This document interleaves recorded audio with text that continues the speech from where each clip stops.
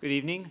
I would like to call to order this meeting of the Cotati City Council and the successor agency to the former Cotati Community Redevelopment Agency. Can we start with a roll call, please? Councilmember Sparks? Here. Councilmember Harvey? Here. Vice Mayor Lemus? Here. Mayor Ford? Here. Next, we'd like to stand for a land acknowledgement, followed by the Pledge of Allegiance, and I welcome you to join us. The City of Cotati recognizes that we're on the ancestral lands of the Coast Miwok, who are the original caretakers of this area. We respectfully acknowledge the indigenous peoples who have been stewarding and maintaining a relationship on this land as knowledge keepers for millennia. This acknowledgement does not take the place of authentic relationships with indigenous communities, but serves as a gesture of respect to the land we are on.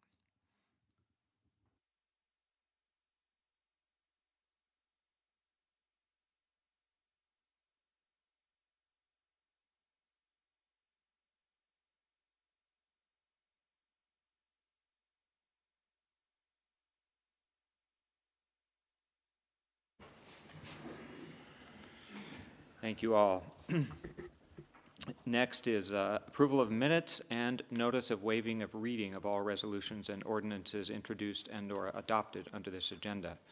We have two sets of minutes.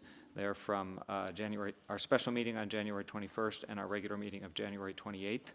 And I want to point out that in addition to the summary of the workshop that was provided by the consultants in the packet, the staff have prepared, in response to some public comment about missing items in the minutes, prepared minutes that include the normal information that we include about every meeting, and they're available in the chambers and online. So are there any corrections to the minutes from council members? Okay, I'll open the minutes to public comment. If you'd like to make a comment about the minutes of January 21st or January 28th, feel free to come on up here in the chambers first. Okay, seeing nobody, let's check with Zoom. Thank you, Mayor Ford. Speaking to our Zoom attendees, if you'd like to make a public comment on approval of the minutes, please use the raise hand icon.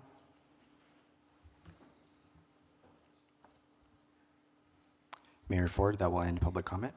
All right, thank you. So I have a few announcements. First, meeting orientation for new attendees and viewers. Oh, we need to vote. Okay, thank you. I heard whispering. It meant I forgot something. All right, so do we have a motion to approve those minutes? Move to approve. A second. All right, all in favor say aye. Aye. Any opposed? Okay, thank you for stopping me in time. Announcements. Meeting orientation for new attendees and viewers. In conformance with the Brown Act and the adopted City Council rules, the meeting agenda includes items labeled as action items where the City Council may consider the item. If the City Council considers the item, citizens will be afforded the opportunity to provide comments relevant to the item being discussed. The meeting agenda also includes a citizens' business item, which is the designated place on the agenda where citizens have the right to say whatever they wish. However, the Brown Act prohibits the City Council from taking action or considering any item that is not on this agenda to ensure that other members of the community who wish to provide comment are notified in advance through a properly noticed meeting agenda.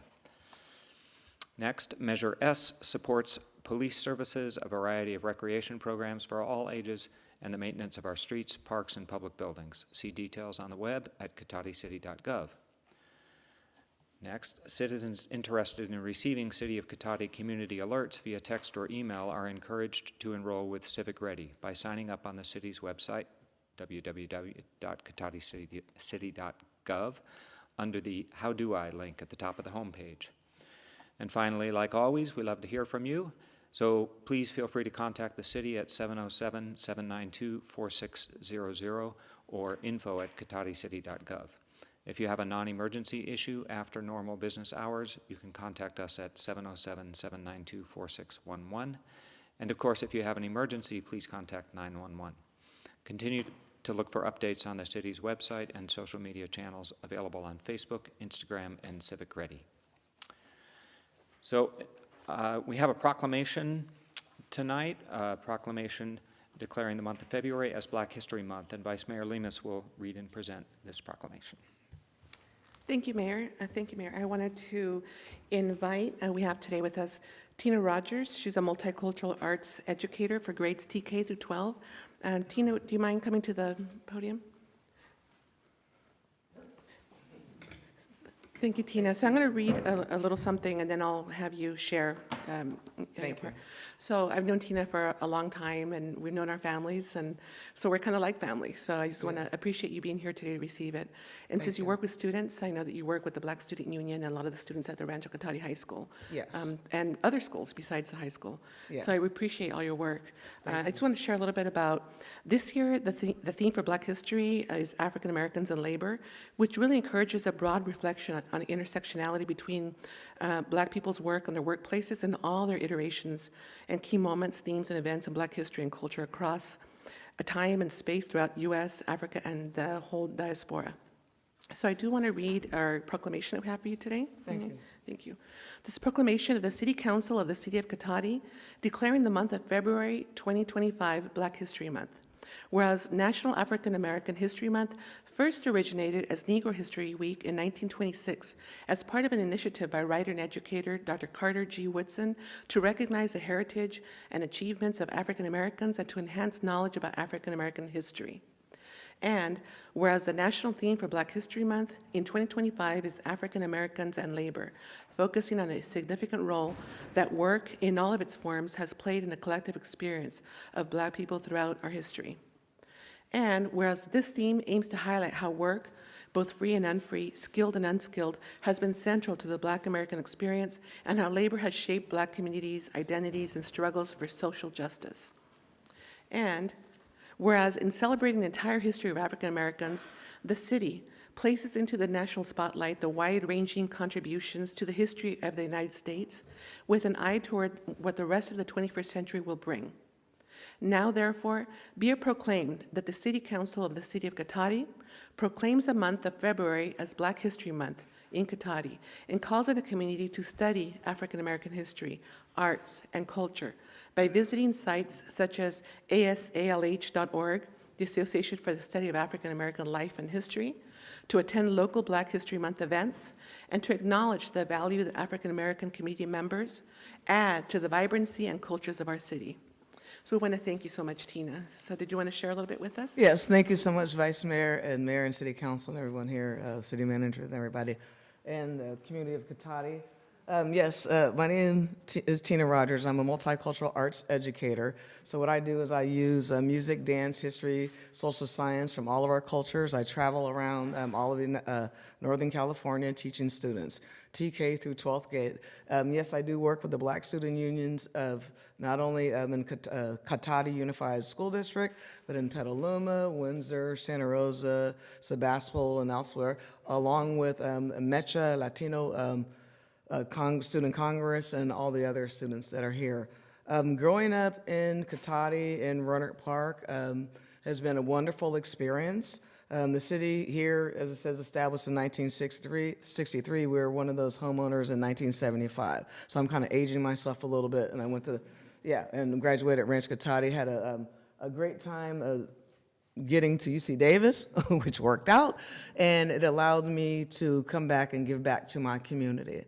Respectfully saying that yes, the year for this year for Black History Month is labor, and a lot of people think that Black people are in America are descendants of slaves. We are indigenous people from all around the world. That's why Vice Mayor Lema said diaspora.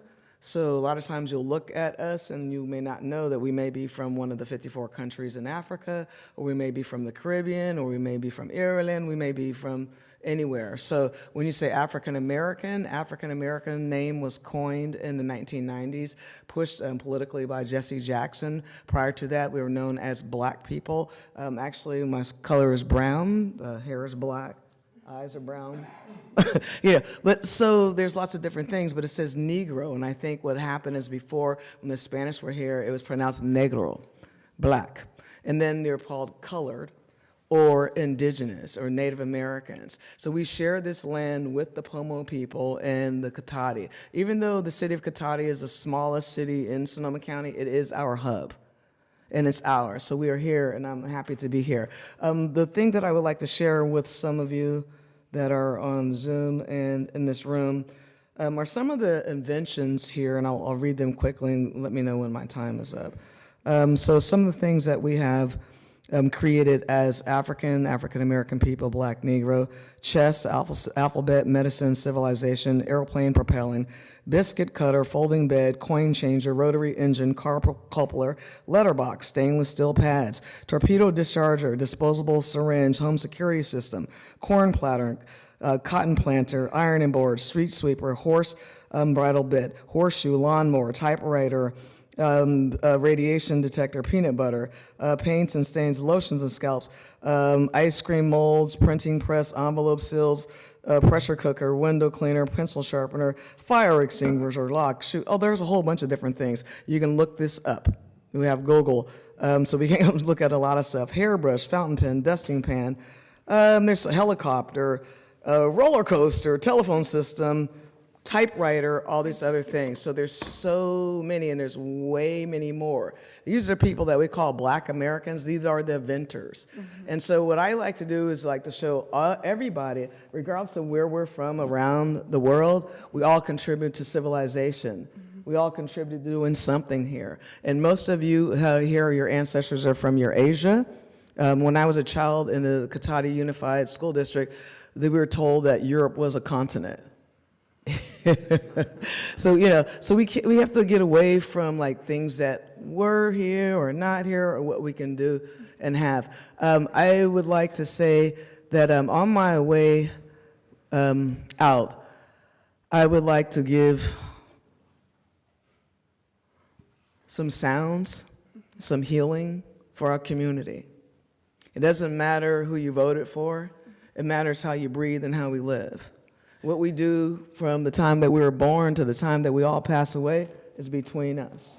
So on behalf of all of our ancestors, and thank you for the land acknowledgement, and our Pomo, Miwok Coast, and the Katati people, and all of our indigenous Black people around the planet.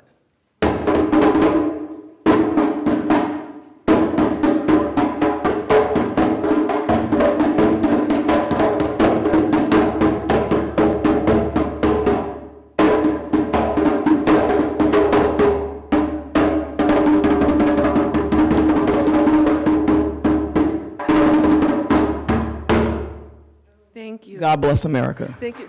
Tina, can we get a picture? Is it okay we get a picture with the group? Proclamation? Okay, thank you.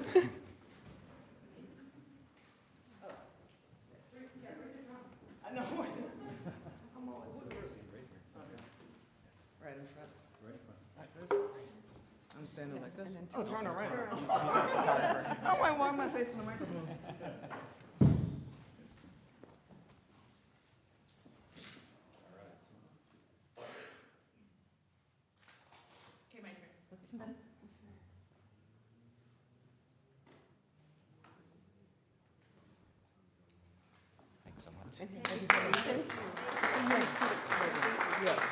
Yes. Thank you so much, Mayor. Thank you. Thank you, Vice Mayor. Thank you, Council. Thank you, everybody.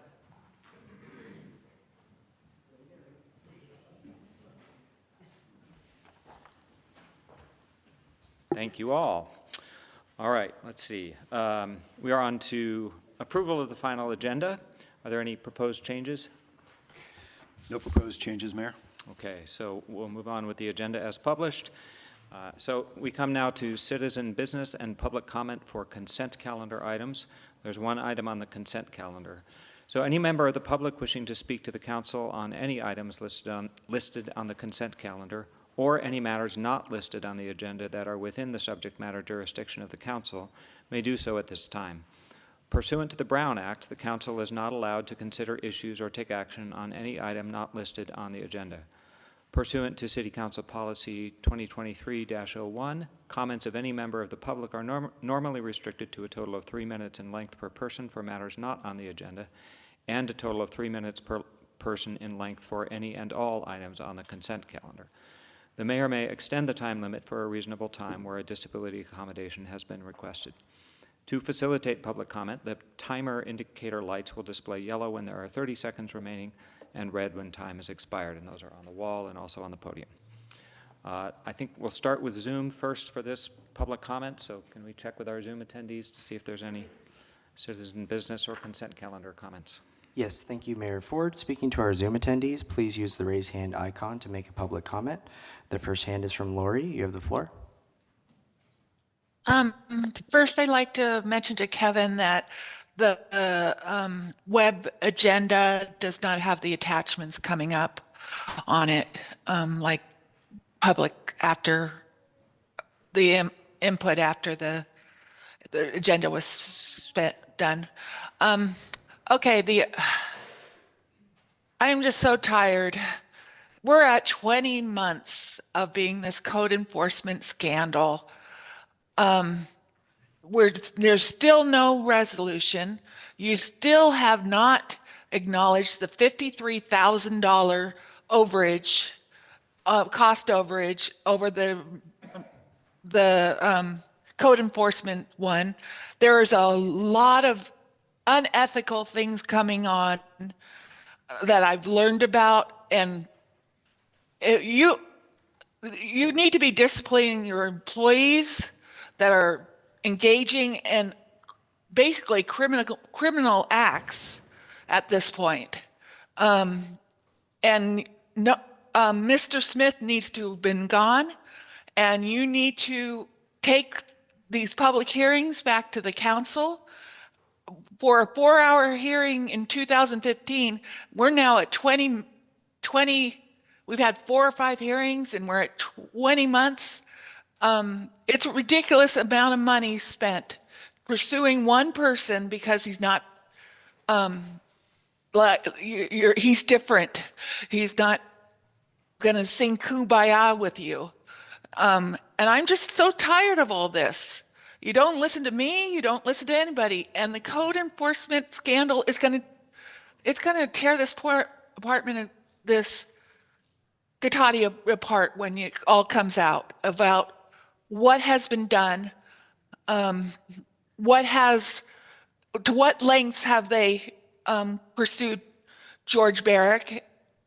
People may not like him, what the city has done and some of your illegal activities will shock even the most person who doesn't like George. You guys need to deal with this, have it out in the open, and that's about all I have to say. Thank you. Seeing no further hands on Zoom, that will end the Zoom portion of citizens' business. Thank you, Mayor Ford. Okay, and now in the chambers, anybody who wishes to speak on the consent calendar or citizen business, come on up. Yes, good evening, Council. Neil Hancock. I'd just like to thank the Council and staff for completing the Safe Routes to Schools pathway and for supporting a plan for safe pedestrian crossing at Highway 116 and West Cotati Avenue and giving you a little bit of an update on that. I raised the issue in 2019 and suggested it would be really valuable to have any pedestrian and bicycle infrastructure completed before any potential occupancy permits were issued for new development on the northwest side. Staff, in conjunction with SCTA-wide planning for the area, got the active transportation plan completed last June.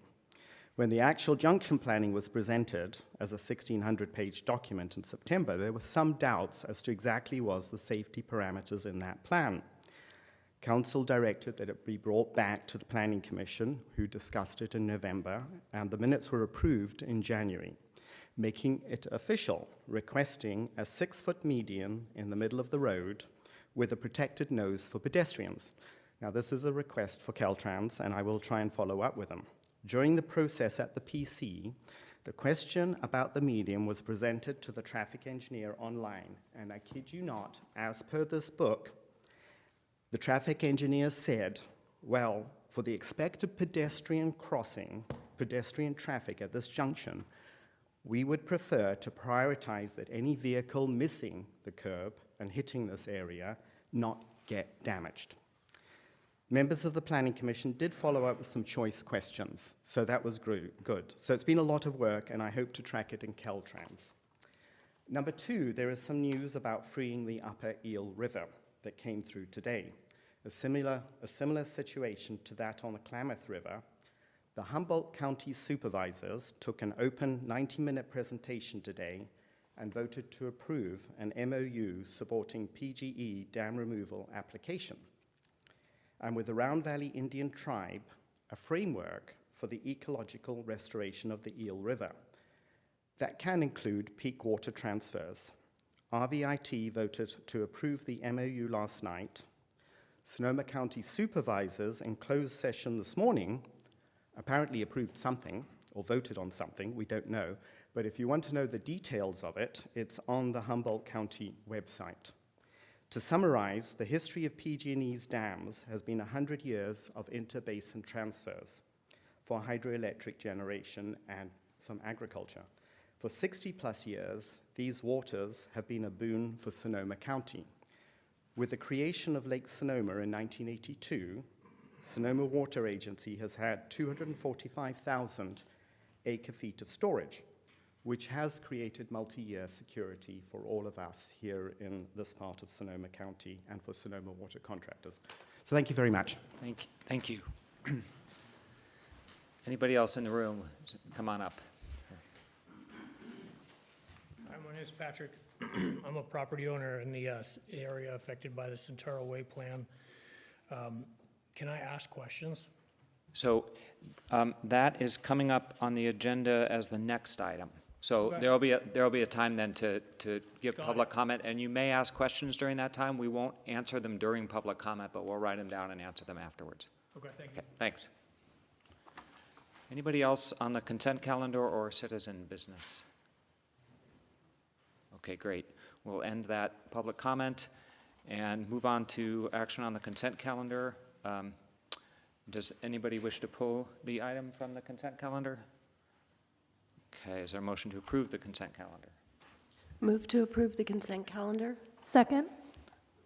All in favor, say aye. Aye. Any opposed? All right, that carries unanimously. All right, so now we'll move on to direction on future agenda items. Do any council members have any requests for future agenda items? All right, not seeing any, and I don't have any either. We'll move on to the public hearing. Item 12. 12A, consideration and adoption of resolution certifying Santero Way Specific Plan EIR and adopting Santero Way Specific Plan update. And we'll begin with a staff report. Thank you, Mayor Ford, Council. Just briefly, just like to introduce the item this evening. It is the Santero Way update, adoption, and certification of the associated EIR. With us tonight are Luke Lindenbush, supervising planner and the project manager from Four Leaf. He's the lead consultant on the update process. We also have Eileen Mahoney, who is the CEQA lead from Rincon. They were the CEQA consultants who worked under Four Leaf's contract to do the environmental analysis for the Santero Way. Eileen's here via Zoom, but is available for questions. And then also we have Rancho Adobe Fire Protection District Chief Jeff Villiquet. He's in the audience. He was able to come at very short notice, so I do really appreciate Jeff attending. And if the council chooses to focus some of their questions earlier in the meeting for fire, that may allow him a little bit of his evening back. But really appreciate everybody's time this evening, and we'll go to the next slide. Just before I turn it over to Luke, I just wanted to talk about some of the background and clarification, as it is a kind of a unique EIR compared to the Santero Way plan itself. And so just to kind of tell some of the backstory, in early 2003, the city had identified, or even prior to that, identified a goal to update the Santero specific plan. The last time it was written was in 2001, very different environment, and really it envisioned a much different kind of commercial focused neighborhood. You mean early 2023? No, yes, in early 2023, I'm sorry. We discussed a proposal to update the Santero Way plan. The city issued a RFP to gather proposals for that update. And then in August of that year, the council authorized the contract with Four Leaf to conduct that work. Shortly after this, ABAG MTC announced draft, what they call TOC policies, or transit-oriented community policies. And that provided some very specific direction to cities to essentially make land use changes in areas around transit stops. Not all transit stops, but for most jurisdictions in the North Bay, it's around our train stations, our smart stations.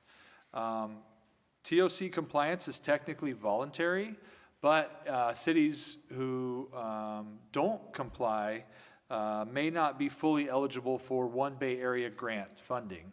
And so for the city of Cotati, historically, we've used about $1 million a year in One Bay Area grant funds for our road improvements primarily. So while it's voluntary to comply, if you don't comply, you may not get your full allocation. And how that's going to be worked out is still under review by ABAG MTC.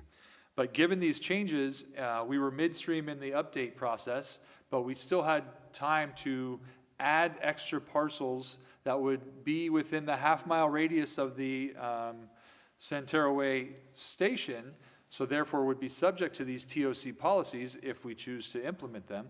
But we wanted to make sure we had the ability to do that down the road if the council chose to do so. And so we brought to the council in April of 2024 an expansion to the scope of the contract to include analysis in the EIR for all TOC eligible parcels. So this graphic identifies all of the Santero Way specific plan update parcels in yellow. That's the project before the council this evening. And then those additional blue parcels are the other parcels that would be eligible for TOC policies at a future date. This is not before the council this evening. However, the analysis of the environmental impacts of rezoning those parcels to be TOC compliant is included in this EIR because there's a timeline on compliance and we did not want to get to where the council wasn't able to make that decision should they choose to do so in the future.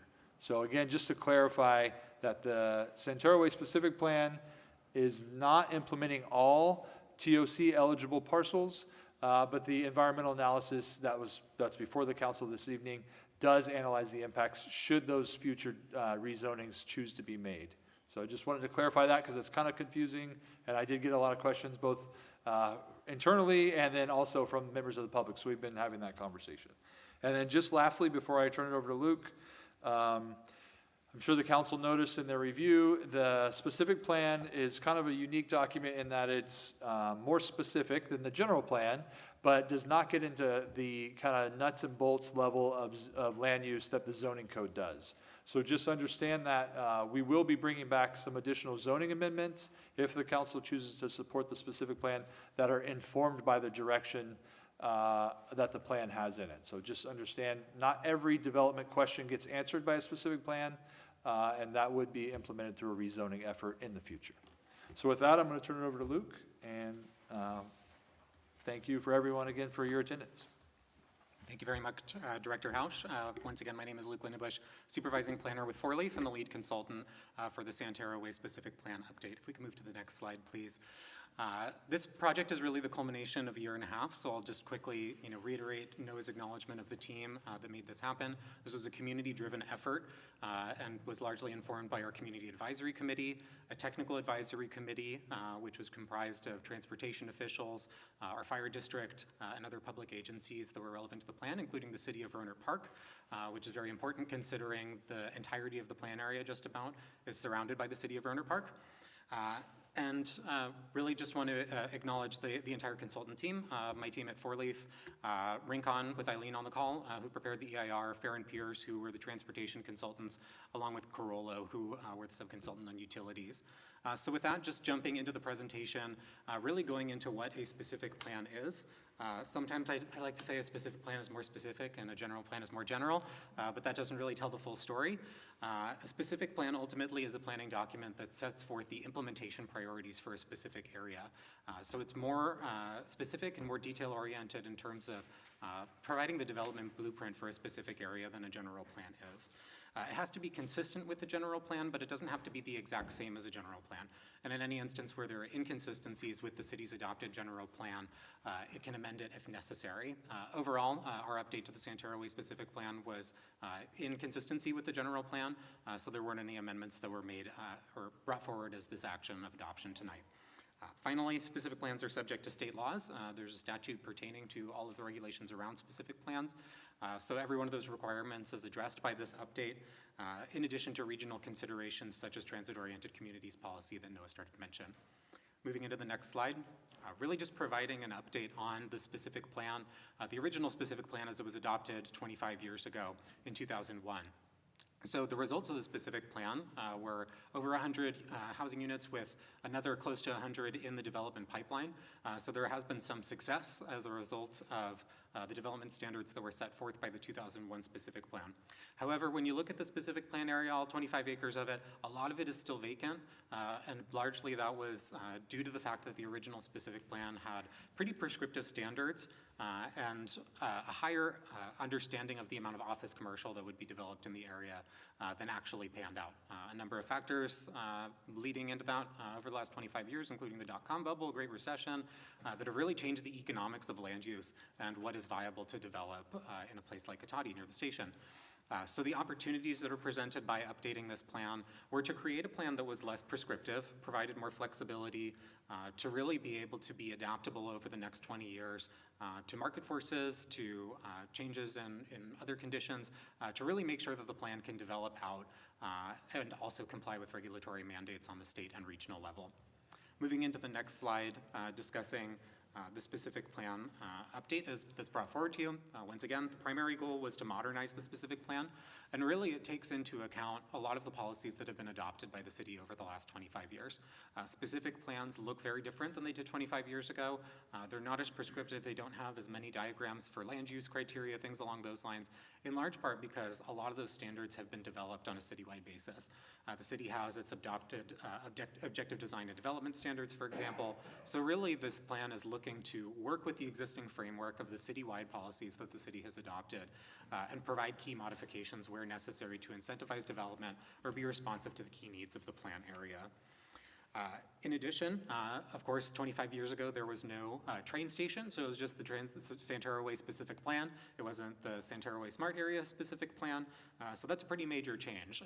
Completely different community assets, not just with the train station and the presence of the train, but the station depot wasn't there, the parking lots, the EV charging, all of the amenities that are associated with the station are very different and were not really accounted for within the 2001 plan. So the circulation aspect of the plan really looks at the station as an asset and understanding how that asset can be maximized in the implementation of the plan over the coming years. Finally, the last change really to this specific plan, and I think I already mentioned this a bit, but there was pretty much a cap on development. There was, a cap of 300 residential units and a pretty high one, a couple 100,000 square feet of office commercial. But really what we wanted to make sure to do with this plan is that it was more flexible. So there would be options for mixed use, for office commercial, for appropriate retail uses, and of course for housing within the plan area in this 2025 plan. Moving into the next slide, going into the structure of the document itself, we really wanted to make this as user-friendly as possible for members of the community to understand how this document will be implemented, for prospective and interested developers to be able to use it. So that's really what the introduction, going into how this plan is different from the 2001 plan. The guiding principles and goals serving as an overarching introduction of the implementation, which is where the document ends, but really using it as a guide for development and for understanding the future of the plan area. Again, the circulation and mobility chapter was largely focused on the presence of the station area, utilizing that asset, but also understanding parking policy, which has substantially changed within the last just couple of years, let alone the last 25. Including the fact that parking minimums can't be imposed by the city within a half mile of the station. But there's a number of other areas where we're looking at transportation, maximizing the availability of on-street parking, providing micro-mobility options, more EV charging, things along those lines. Land use and housing incorporated the framework of the transit-oriented communities policy, which I'll go into a bit greater detail in a second. The biggest piece of which, or the piece that gets the greatest attention, is the minimum and maximum densities. So that was incorporated within the land use and housing chapter in addition to the development standards. But in addition, it's all about consistency with the existing city standards as opposed to recreating its own so much in this update, relying once again on those objective design and development standards, the city's revised standards over the last 25 years for open space, things along those lines. The public utilities and infrastructure chapter feeds into the implementation strategy, looking at all of the statutorily required elements that every specific plan must look at: wastewater, water, energy, public assets, any infrastructure that's necessary to implement the development horizon of the planning period. And finally, implementation. Again, it's what differentiates a specific plan from a general plan, that specific horizon with implementation criteria, in addition to the funding and financing mechanisms that will be utilized in order to make the plan come to fruition. So that's the overall structure of the document. Moving into the next slide, looking at community engagement. I really mean it when I say this was a community-driven plan. This is a small area, but it's an area that's really important for not just the Cotati community, but the broader community. I don't live in Cotati, but this is my train station when I take the SMART train. So this is something that has ramifications really within the broader region and the county. So we wanted to engage as many people as possible, really focusing on the people who will be most affected by the plan. So residents in the plan area and the immediate surrounds, business owners within the area who are well represented on the Community Advisory Committee. You'll see here a picture of one of our Community Advisory Committee meetings that was held in the Station Depot. So that was one piece of this plan that was a little bit different than any plan that I've ever written, in the sense that we actually had an office within the plan area, which isn't necessarily the most unusual thing, but I don't know how many planners could say that their office was an actual train station, which we did for the first 3 months of the plan. So being able to have that pop-up office using the city-owned Station Depot as a way to really be on-site, engage residents, talk to residents who were poking their head in saying, hey, I haven't seen much in this Station Depot before, or what are you all up to? And being able to just talk to people, pull people in from the street, talking to people on the train, getting a sense of what the priorities and the challenges were for the area. So that really allowed us to be embedded within the community, understanding the community needs, and not just being, relying on data and writing it from some remote location. We were really able to be, there on site and understand sort of the hustle and bustle of the area, what parking looked like, who's taking the train, when is there commotion in the area, what does that look like, and where are there opportunities and challenges that can be understood just by being there.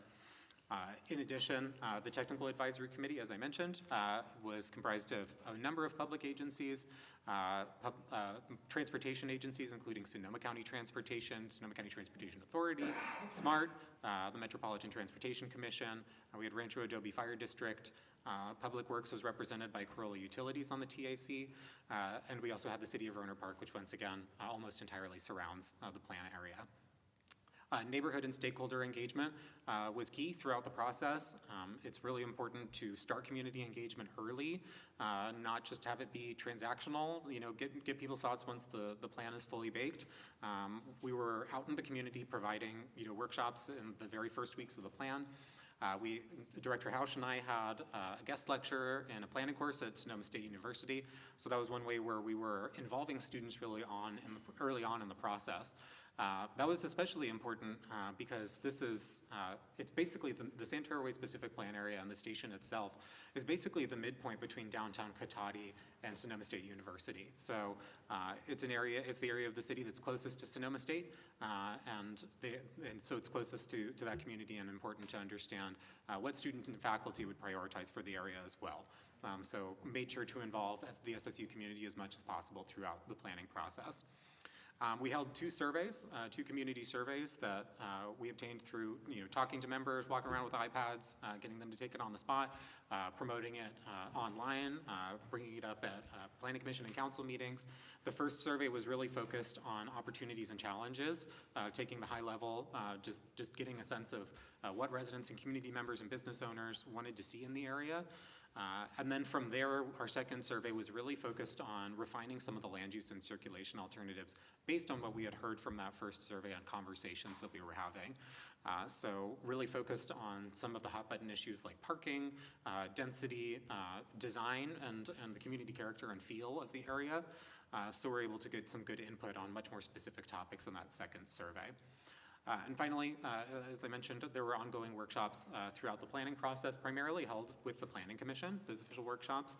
There was a kickoff workshop held at the very beginning of the process, And then we came back last summer for a session with the Planning Commission and the public to discuss some of the initial land use and circulation alternatives and key themes that formed, that shaped the formation of the document itself. So moving into the next slide. Looking at the project context, as Noah noted, this is the plan area, and the red area that you see here is the outline of the 2001 plan area. It's about 25 acres, located at Santero Way and East Cotati Avenue, with the train station in the upper right, the northeast corner of that red shape there. In addition, there were 3 parcels that were added along East Cotati Avenue to really just incorporate the parcels that had some development capacity, that were right next to the station, and so made sense from a station planning perspective to include. With the project, we really sought to update the zoning designations to have more flexibility, as I've noted, to allow for more mixed use and neighborhood serving retail development, community serving uses, and transit serving uses. The residential and commercial office development rezoning that's proposed for action at a later date it includes alignment with the TOC policies for a minimum of 25 dwelling units an acre and maximum of 35 units an acre for residential development, and a range of 1 to 3 FAR or floor area ratio for commercial development. So that is the context of the parcels that were added and some of the zoning and land use changes that are proposed to be set forth tonight. Moving into the next slide. Really just going into a little bit more detail on this TOC policy that influenced some of the changes that we made to the plan midstream to make sure that we were really setting the city up for success. As Noah noted, it's voluntary, but it's conditioned on OBAG funding, and the last thing we want is for the city to lose out on $1 million a year. So I wanted to make sure that while we were here, while we were doing an EIR, and while we were writing this plan, that we could incorporate as much of this as possible. Again, the density in that top green box there is the primary piece that is addressed by the specific plan. And there are other actions that will come down the line, especially as the region works on it. There will be continued resources from ABAG MTC to include citywide affordable housing production, preservation, and protection policies, also sometimes known as the 3 Ps.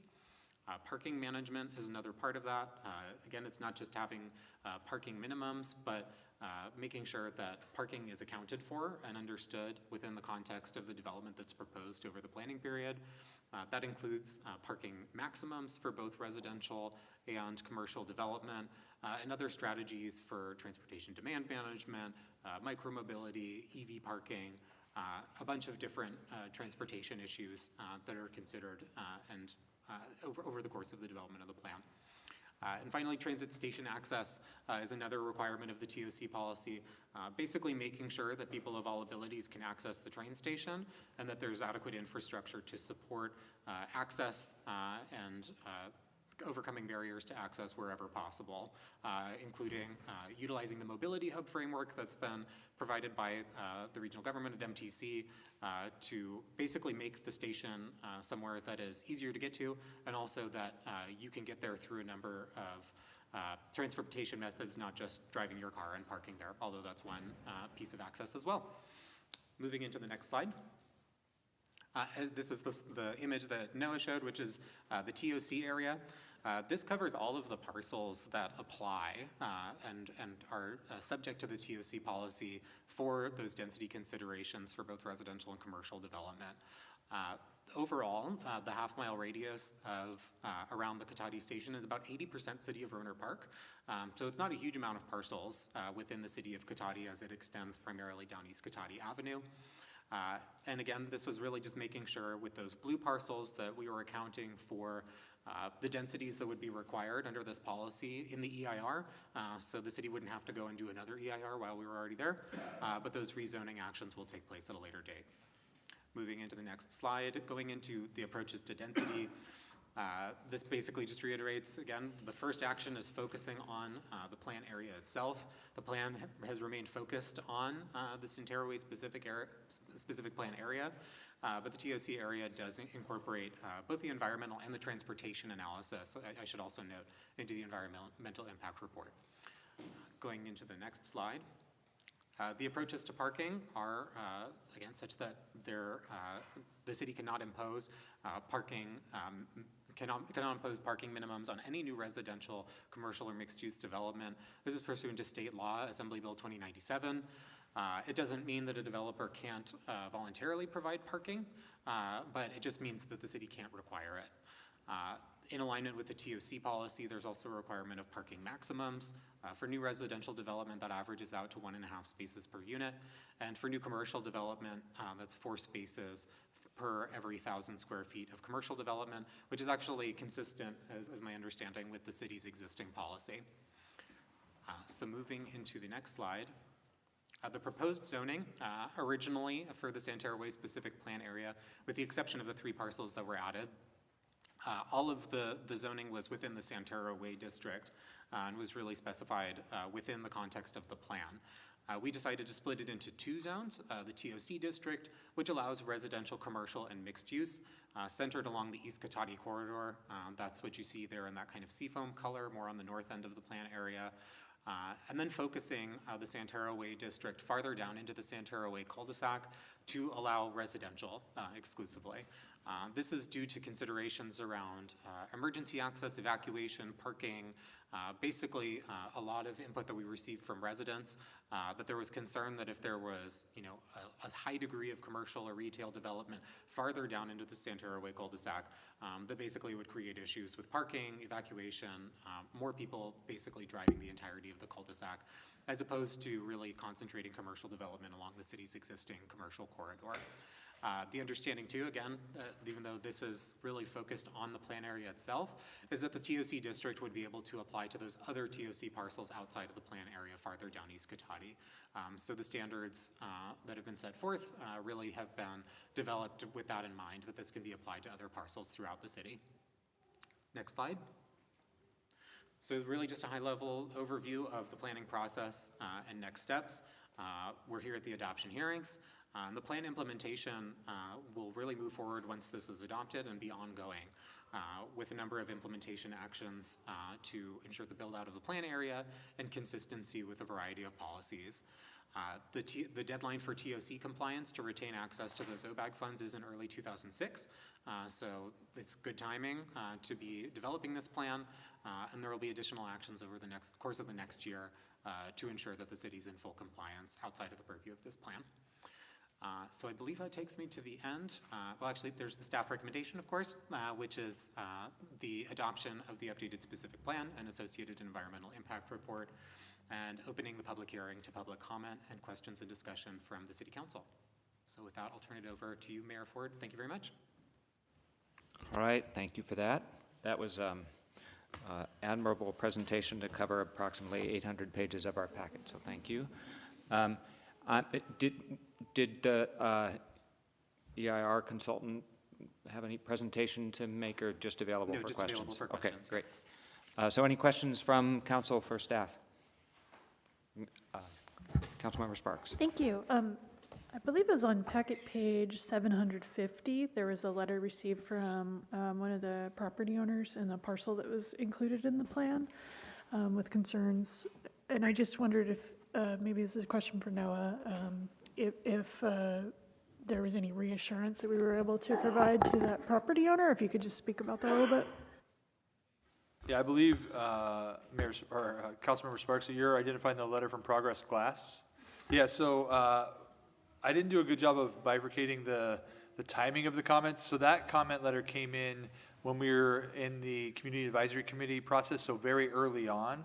And I was able to meet with the property owner and the business owner. His name's Chuck, and he was a member of the CAC, so he participated with us, and he, I don't believe is here this evening. No, so he's not here this evening because my understanding is he's very comfortable with where the plan is, because it does allow his specific business type to remain, not be deemed non-conforming, and additional similar types of businesses to his can operate within that portion of the plan area.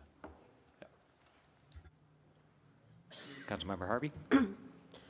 First, I want to thank Noah. Noah spent quite a lot of time with me this afternoon answering lots of my questions. But the last questions that I have are surrounding, I want to make sure that, and this is for probably Chief Velaquette, with the EVA access to Breen Way. As I understand it, they'll be along the backside. There's access on the east side of Santero behind all of that. And then there is a suggestion of putting an EVA special access through Breen Way. And I just want to make sure that everyone's safe, you're comfortable with that. It was explained to me that that can be used in a couple of different ways, that you guys can control which direction, whether you use that access or whether people evacuating. So I just want to make sure that, I want to make sure people are safe and you're comfortable with that. Yeah, absolutely. Thank you. I appreciate the question. And to share with you, we were involved in the process probably for about the last year and a half in discussions, both at the Technical Advisory Committee and through many of the other group discussions that were held.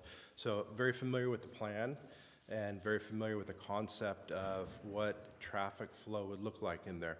Right now, it's a problem for us as it sits. It's a one-way in, one-way out with really no emergency access. In developing this, this project or this plan, well, the consensus that we came to is if we could put a circular path of travel in there that allowed access in all the way around behind the buildings and allowed access back out for the general public, that would be a pretty good plan. And then at the same time that folks are trying to either evacuate out of there in that circular pattern, it allows fire department equipment, ambulances, police officers to enter through Breen, which we do not want people using as a regular entry and exit, but we want that controlled. So it would provide an opportunity for emergency vehicles to be able to come in and sort of bypass where the traffic is trying to come out. And it looked like a pretty good opportunity to be able to do that. The other piece of it that we asked for and is in the plan is that everything will have access to the front or the west side of all of the buildings and to the east side of all of the buildings, either through Santero Way or through the rear side of the parking lots. And the goal for us is to be able to get fire engines, ladder trucks, ambulances as close to the buildings as we can if there is a fire emergency. The other piece that makes me feel comfortable with the plan is that all of these fall into sprinklered occupancy categories. So everything's going to have fire sprinklers in it. We'll now have fire sprinklers. We'll have a good access plan, which will also benefit the existing buildings that are in Santero currently. So when I look at the plan as the fire chief, I'm very comfortable with it. I think that it's a good plan from a response piece and from an evacuation piece. Thank you for that. I just wanted that reassurance because, you know, since the fires in 2017, community safety and being able to get people in and out has been a concern, and that was in some areas where that's a very special street because it's a dead-end street, and places like that had difficulties getting out during the fires, and I just want to be sure that, you know, we've kind of considered that. So thank you for clarifying that for me. Absolutely. And just a little bit of follow-up on your last comment. Yes, this is an interesting spot, right, with the one-way in, and now that we're talking about putting a circular pattern in, there will be choke points and there will be bottlenecks, as there are in any type of evacuation. This is not a perfect scenario, but it's a scenario that I think that we can live with and that we can feel comfortable with as your fire department, saying yes, in many, many scenarios, this will be more than adequate. Will there be that one-off situation where you begin to have choke points and traffic backed up and people begin to panic? That could happen, but that could happen almost anywhere in the community. So I feel comfortable with the plan. Thank you. Thank you for that. That's all I had for you. Thank you. Does anybody else have a question for the chief while he's here? No, my question was also about EVA access, so he answered the questions. Thank you so much. Okay, great. Thank you so much. My next question, it's twofold because it's water and wastewater. When I look at the reports that were done about water availability and how much water would be used, they are using the base amount of units. And we have found that in most of the developments that are coming forward to us, they are asking for density bonuses. And it doesn't appear that in these water studies that any of that, both wastewater and drinking water, that those were accounted for. And what I'm not sure of, based upon this report, is are we still within the bounds of our allocated water? Because what I can't tell from these reports is, are we bumping up against our allocations, and any of these density bonuses, which we will get, we don't know how many, will that throw us over? And so if someone could help me with that, I'm not sure whether that's who that is. Sure. Craig Scott, Public Works Director, City Engineer. I can't speak to the density bonus issue. That was an input to the capacity study that was done. So the capacity study was completed for both the water and sewer ability of the systems to service this development and development that's already being entitled or in the planning stages. So it's not just this project, but there's quite a number of the CV1, CV2, Redwood Row, a number of Flayhaven, all of those that have been in the planning stages.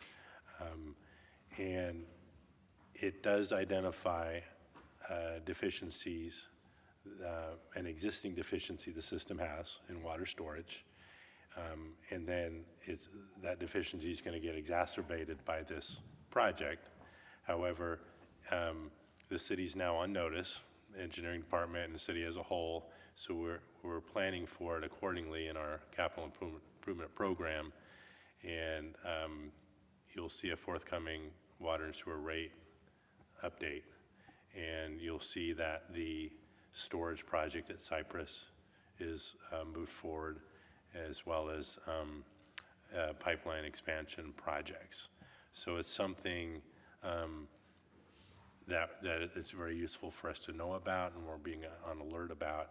It's good to keep in perspective that I think historically we think about demands as just onward and upward, and we're 21% below where we were in 2013, and those are very persistent water savings.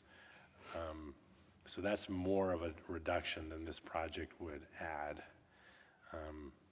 So that's bought us a lot of time, and we have our water and sewer master plans, which were done back in 2010, account for improvements to address this project. So we're not anywhere near close to our allocated amount of water. So adding another 50 to 100% of what's in this report doesn't concern you at all, is that? Because it's not accounted for in this report. It's accounted for at the base units.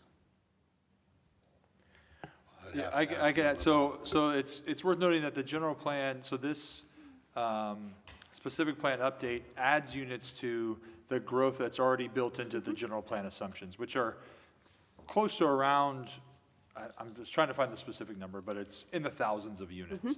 So we've already planned for, I'm gonna just say 2,000 units approximately of growth. I think it's actually more than that, but I don't have the number in front of me. So a significant number of units being added to the city over the life of the general plan.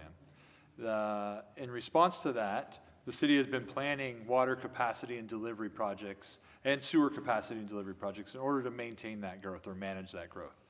The analysis for this project also added about 750 new homes on top of that additive number.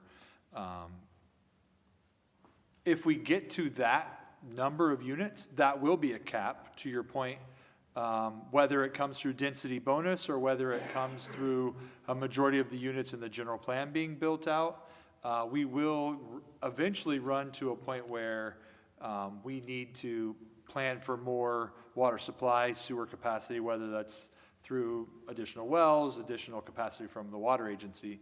However, the bottom line analysis shows that we can successfully add approximately 750 more units through the specific plan update and those TOC parcels and still be served by the plans that we have for the water and sewer capacity already in process. Those improvements are already in process through the CIP, if that Okay. answers your question. This was a little bit misleading because it doesn't account for the fact that our reality these days is developers are getting 50 to 100% density bonuses, and that wasn't accounted for, and I just want to make sure we have water. Yes, and it's good, it's worth, I think, kind of identifying this. You know, anytime you do some projections over a 20-year time period, right, you're looking into a crystal ball, and some of the other assumptions are that some of these parcels are going to develop as pure commercial, some of them will develop as pure residential projects, some of them will be density bonus maximizing those, others will be standard base zone, not density bonus projects. So you put all of that in, and you have to make some assumptions. There is an ultimate cap. However we get there, how fast we get there, you know, we'll just have to see. I know my magic crystal ball doesn't work either, but thank you. That's all my questions. Could I just ask to clarify, so are you saying that beyond the, the 25 to 35 units per acre density, there's also a total cap on units for the specific plan area, that's that 535?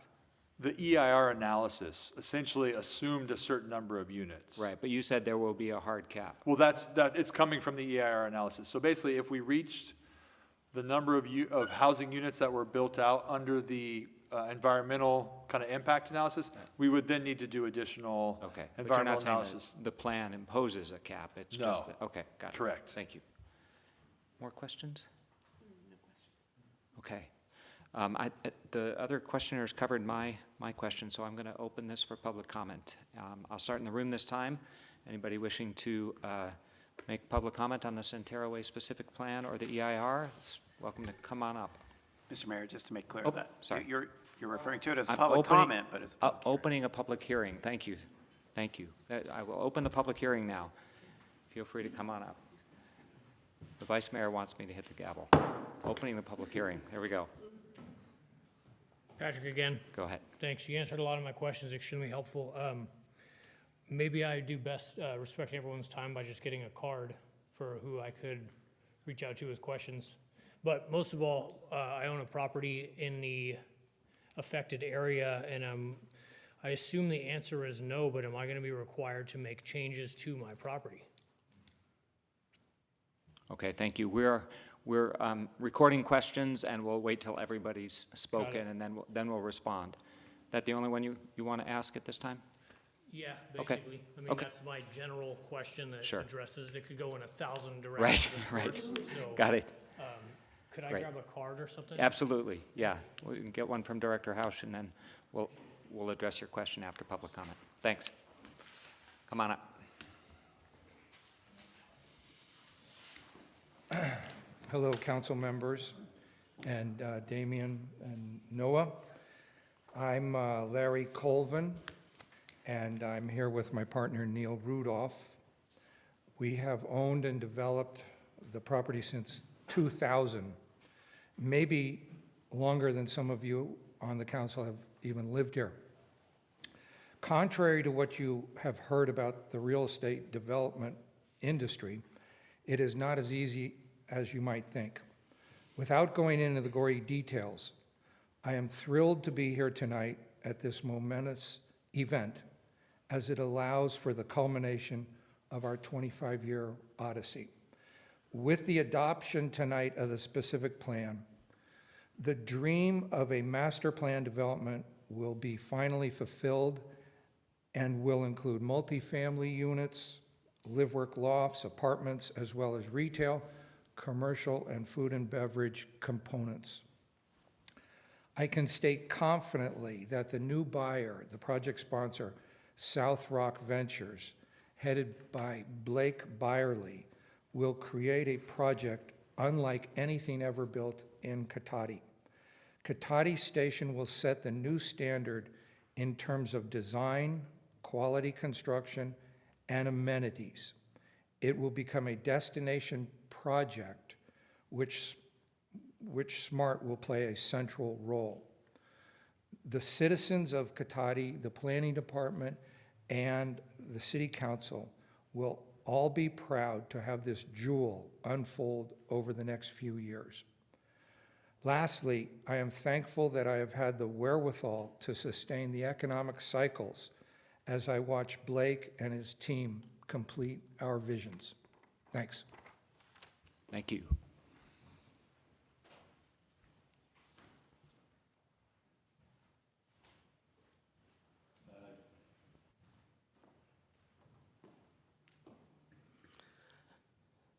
Good evening, members of the City Council. I'm Neil Rudolph. I'm Larry's partner.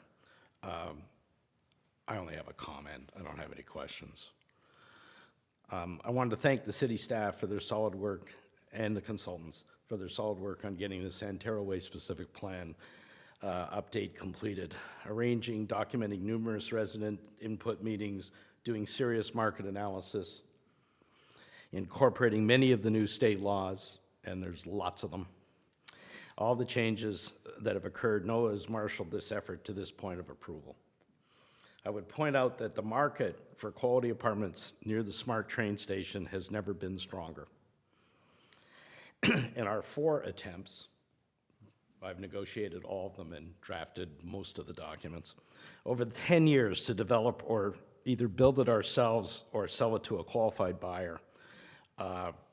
We're now at the point where this group, the South Rock group that Larry just mentioned, is taking over the project and is the best qualified, the best funded, the most experienced team we have yet to work with. Their plans incorporate this updated Santero Way specific plan, and hence, you will see buildings soon. For the last 10 years, we've tried to fit a project with enough units to be appropriate for both the site and for the market, and now with this new updated SWSP, it can be done. I personally want to thank Damien Obid for always making time to take my calls with questions and concerns. It's not often that I've worked with someone who's that available in city government. I really appreciate it.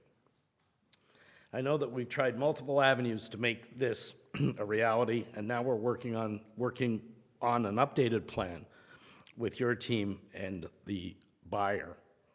And with these steps completed, it feels like we've finally found the right approach. Thank you all very, very much. Thank you. Anybody else in the room?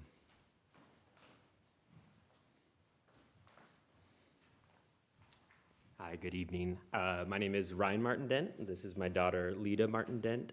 I just was out in the halls. You may have seen me walking by. And Lita here just took her first steps ever a few moments ago. And I wanted to note that in an official place, and this felt like the right forum to do so. So thank you for City Hall for providing a forum for her first steps. Thank you.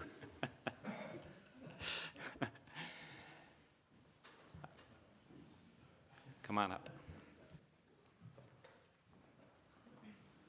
Hi, everyone. My name is Sarah Sparks, and I don't have anything nearly as exciting as Ryan just mentioned, but I'm curious. So I participate in the Pathways to Leadership program, and in our last session, we learned about transportation, and the SMART train Measure Q apparently expires in 2029 or 2028 or something to that effect. And so I'm curious to know what the contingency plan is if that measure does not get renewed and the SMART train loses its funding, because apparently that would be a big deal. Thank you. Thank you. Anybody else in the room?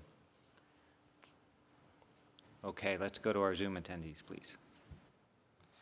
Thank you, Mayor Ford. Excuse me. Once again, speaking to our Zoom attendees, please use the raise hand icon to make a public comment. The first hand is from Lori. You have the floor.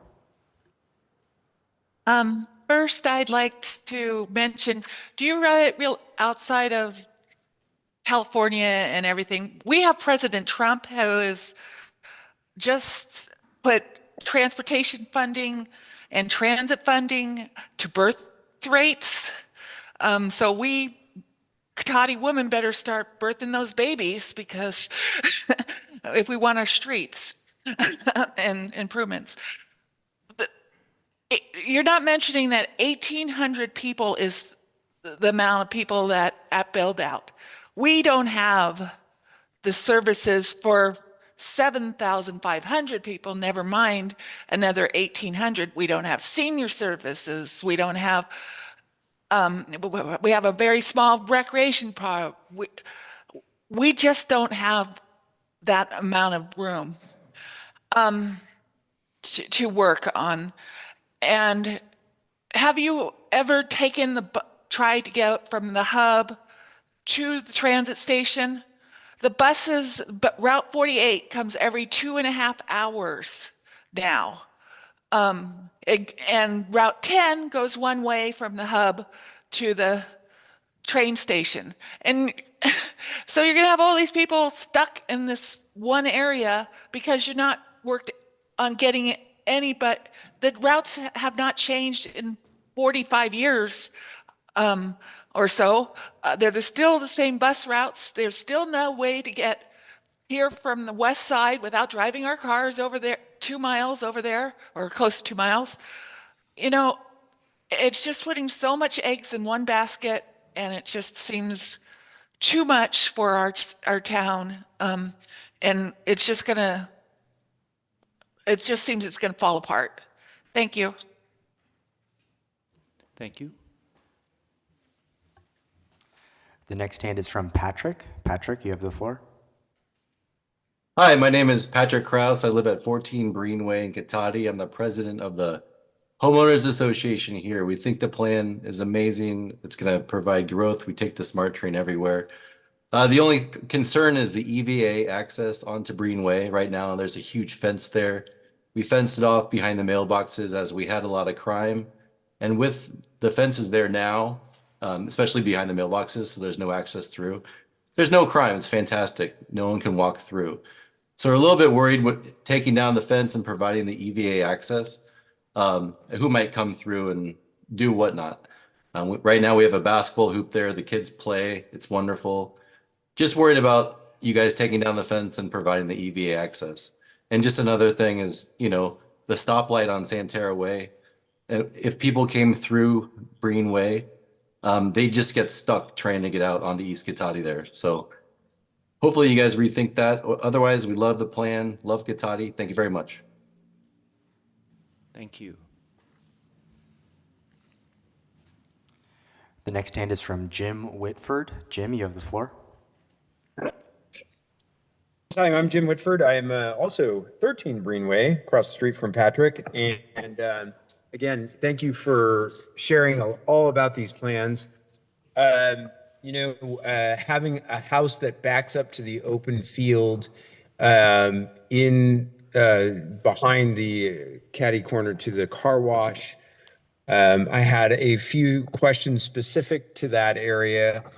It looks like the car wash and maybe even the apartment building right behind is actually part of the plan. I was curious if there is actually going to be something with the car wash removal.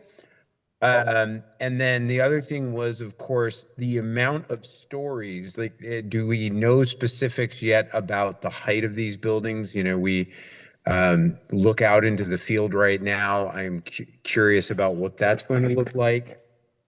And the only other thing that I noticed, and I think that I've noticed on East Cotati specifically, is we are already having traffic jams at times all the way back to Old Redwood because of the stop sign near Oliver's. We have traffic problems already in the mornings getting out many times through L section where the traffic is backed up here And then, of course, we on Greenway have to cross to take left turns out of East Cotati, and that's already a challenge as it is. What other studies have been done on traffic? If we are adding, and how many units it is? I heard some numbers in there specific to that. If it's of 500 units, or how many more units are actually going to go down there? Those are some of my concerns. Thank you. Seeing no further hands on Zoom, that'll end public comment. All right, and with that, I'll close the public hearing and bring it back to the council for discussion. Can I first ask staff to respond to some of the questions?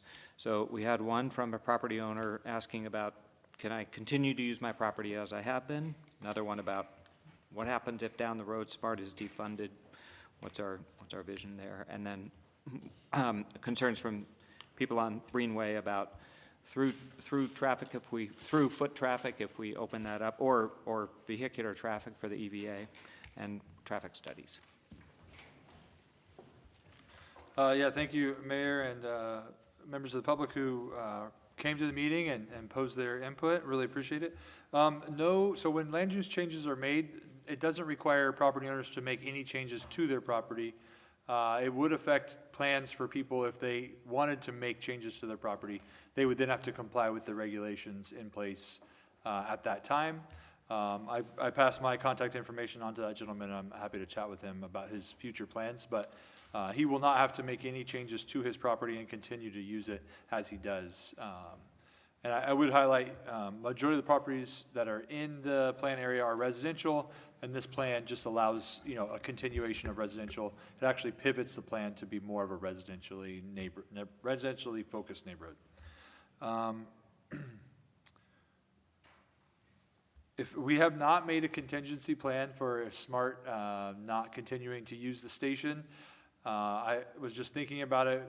It's kind of interesting exercise. Would the TOC policies apply to a transit area that's no longer served?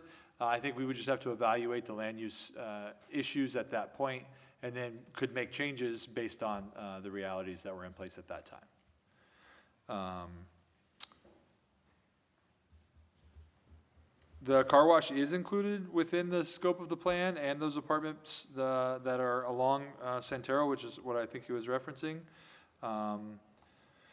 The city has already identified some of the traffic concerns that he voiced, and we do have plans in the long-term traffic improvements to put a signal at LaSalle, and I believe some other traffic improvements on East Cotati to address, a significant amount of traffic that flows through Cotati from Rohnert Park into, to the 101 corridor. I absolutely acknowledge the concern.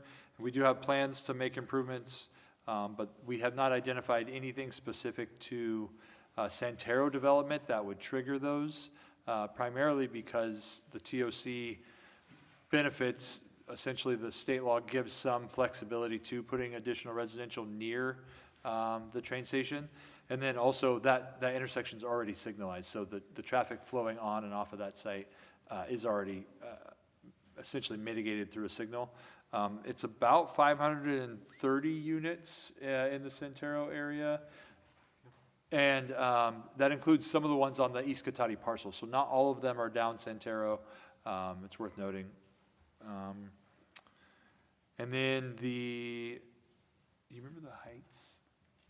Yeah, so the heights that are allowed within the Santero Way district, the proposal is a 40-foot height limit. That's farther down into the Santero cul-de-sac, the residential-only area. And then for the TOC area, the proposed height limit is 45 feet or 55 feet with a use permit. So that generally accommodates 3 stories. That 55-foot height would be more likely to be able to accommodate 4 stories.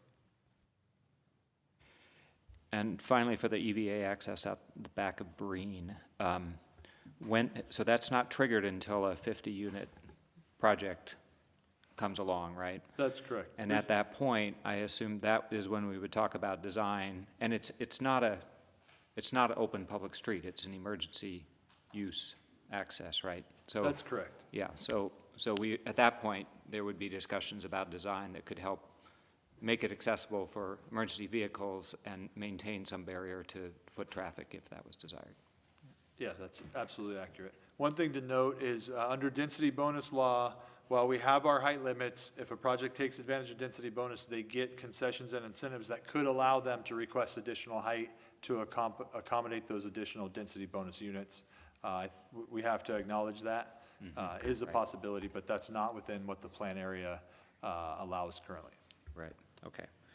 And for the car wash, it's in the plan area, and so if the operators of the car wash ever decided to redevelop that site, that would have to comply with the plan.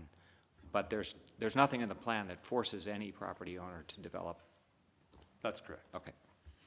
Thank you. Anybody else have a question that came up public? Go ahead. Yeah, Ms. I just had a follow-up on that. If a property owner with a commercial company in the plan area needed to make major repairs or something like that, would that trigger them having to make changes? That's a good question. So the car wash is a good example. I don't anticipate as we move forward with writing the land use tables that a car wash is going to be a principally permitted use. It may be allowed with the use permit or something, especially given that it'd be surrounded by residential units. So it could be made non-conforming in the future if we rezone it and don't specifically identify car wash as a use. What non-conforming uses are allowed? They're allowed to operate. They're allowed to do maintenance. They can fix anything they have. They can maintain anything they have. They just can't expand. So in this example, if the car wash wanted to add 5 more wash booths, they would not be able to do that if the use is not an allowed use in the specific plan area. And then if they chose to fully redevelop, then they would have to comply with the requirements of the plan itself. Okay, we're open for discussion. Councilmember Harvey. I have a question so Noah, I know you spent a lot of time with me and in particular around the TOC rezoning of the Oliver's website, and you did an eloquent job of getting me off the ceiling with the thought that we would trade 98 houses for Oliver's. So can you, and thank you for pointing out that we don't have to necessarily act on that, but can you explain so everyone can understand what our options are with that site? Because if you read here the way it's presented, it sounds like everything's housing, and all MTC wants is housing. And I don't want us to be in a food desert or have more vehicle miles traveled to have to go to Rohnert Park because our only shopping center has been torn down and houses put up. So can you help with that? You did a good job on that. Yeah, so the EIR, as identified, that's not part of the specific plan, but the EIR identified those other parcels that would be subject to TOC policies if the council chooses to rezone them. If we don't choose to rezone them, it may affect our One Bay Area Grant Fund. So staff is going to be putting together an item to explore that. We'll engage with those property owners. We'll do a lot of community outreach to make sure everybody has a full understanding of what's being proposed as we move forward with that. But the idea of the TOC parcels is that they're mixed use, and so there's no goal for them to ever be pure residential. It's to acknowledge that it's a commercial area now, and having some additional folks live in and around those areas would allow people to essentially take advantage of the amenities that are currently there. There's no goal to have them redevelop and wipe out the commercial in favor of residential. It's to add kind of beneficial residential uses to those already successful commercial areas. That's much better said than looking on a piece of paper that lists that AP number and now 98 houses. So thank you for that, because it doesn't look very good on paper, and that kind of wanted me to go screaming out of the room. So I do appreciate that. So you want discussion? So yeah, again, no, I can't say how much I appreciate you answering all my questions. I had quite a lot. I went through a lot of detail on this. I so appreciate all the community input. I went through all the comments. I discussed some of them with Noah. I appreciate, the nice summary on there. And I did ask Noah, kind of where is it that we kind of captured that? Because it's important to me when we engage the community that we don't just say, oh, well, yeah, thanks for your input, and now we're ignoring it. And as he pointed out in the implementation section, that's kind of where we kind of capture what it is we can do. But to be honest about that, there are things we can do and things that we can't do. And I think Noah tried to highlight some of that. Things that are kind of out of our control, like with the TOC, they set the density amounts at the 25 and 35. Once it's that way, that's the way it is, and we can't do anything about it. Same with, as was pointed out, I believe the bill that was noted was 2097 with the parking. You know, that's kind of been taken out of our hands. And, you know, when I look through the comments, it's like parking, parking, parking, parking. And I can't tell you how many times people have come in this room and, you know, stood in line and yelled at us about parking. And so some of it, you know, maybe we can encourage the new developer, you know, to help us with that. But some of that is really kind of out of our hands. I appreciate the fire chief addressing my community safety concerns, because I really do. It's a very different street, and public safety and people being able to evacuate is really very important to me. So I appreciate his addressing that. And as far as the whole TOC thing, I agree with it in theory, and it's a good idea, but there's always a balance. And what I don't want to do is give up our community character and give up everything that's important to us, like Oliver's, things like that. So we have to like look at that, and we have to balance that. And for me, that's really kind of very important. So I was grateful to find out that that will be handled, that aspect of it will be handled separately from the EIR. So those are kind of my 2 cents worth at this point. Thank you. Vice Mayor Lemus had a question. Yes, I just wanted to tag on. I had a question on what Councilmember Harvey had said about the TOC, just a hypothetical. Like, I know that it includes the Oliver's area, but what about, let's say there's that old theater behind it, behind Oliver's? Like, if for some reason that ended up being an area, hypothetically, since it's in that TOC area, if we rezone it for a mixed development, that could possibly, I'm just trying to envision what that would mean. Yeah, so anything that redevelops, especially from the ground up, which I imagine that building would, it would have to comply with TOC policies and requirements. We haven't taken the next step of like creating the land use tables and drill down into the real specifics of what that means. That'll be the next step. But generally, it would require mixed use. So there would be some required residential components to be added to any new significant development on those parcels, if we choose to rezone them. Okay, yeah, I just wanted to kind of further understand that. But I also want to say that I do acknowledge about the parking, you know, is really not a consideration in the EIR, and how we, like Councilmember said, it's been taken away from us. Yet it came up a lot in the survey. But I appreciate the estimates that were provided on the TOC on the SWSP, the estimates that really gave us a really good comparison, you know, so I appreciate all that. And just that all your work was just really clear, complete, and concise, even though there's a lot of references to the different agencies throughout the whole document. So I just appreciate all your work on that. Thank you. Did you just call 700 pages of the packet concise? Well, I mean, no, some of it is repetitive, but, you know, if you go through the different categories, it's kind of laid out in a similar fashion, but it has to be there for that. I completely agree, sorry. Councilmember Sparks. Yes, thank you. I'm supportive of the plan. I was really grateful to Four Leaf and to our staff for doing such a good job engaging the community. And really, I'm hearing tonight, and I've heard from people myself, about how well everyone was able to give input, and thank you for your work on that.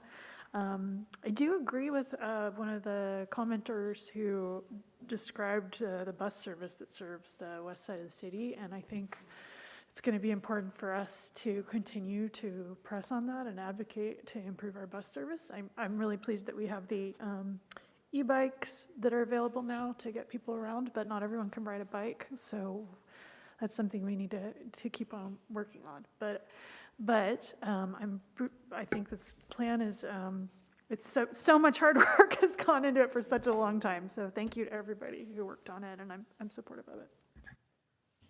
Thank you. Councilmember Harvey. Can I follow on to that? Laura, one of the things that's going on with SCTA is they are working with the 3 Sonoma County bus riders and trying to kind of get them to act more as one and to reevaluate, because there's a lot of overlap with the different bus services, and so they're trying to kind of work more as one, and they'll be looking at all the different routes and see what's missing, and that's the best place for us to kind of keep pushing on that to get better routes, because I say it and other people are saying it, and we just kind of have to keep pushing with them on that, but work is happening. Yeah, that operators forum where all of the transit operators in Marin and Sonoma are currently working together, trying to reevaluate all of their route structure, realizing that SMART really reshaped the 101 corridor transit, and now service to that corridor is a mess everywhere. So, and we got some of the worst of it. That's one of the areas where perhaps our new partnership with Sonoma State and Rohnert Park might come to fruition, is thinking about our transit service. Maybe we need to get working with them. Any other comments? I wanted to add my thanks for all the work that went into this and recognize the Community Advisory Committee and the Technical Advisory Committee. That's a lot of time that Rohnert Park and the Rancho Adobe and all the other agencies put into this plan. I really appreciate it. And the citizens who were on that, the Community Advisory Committee as well.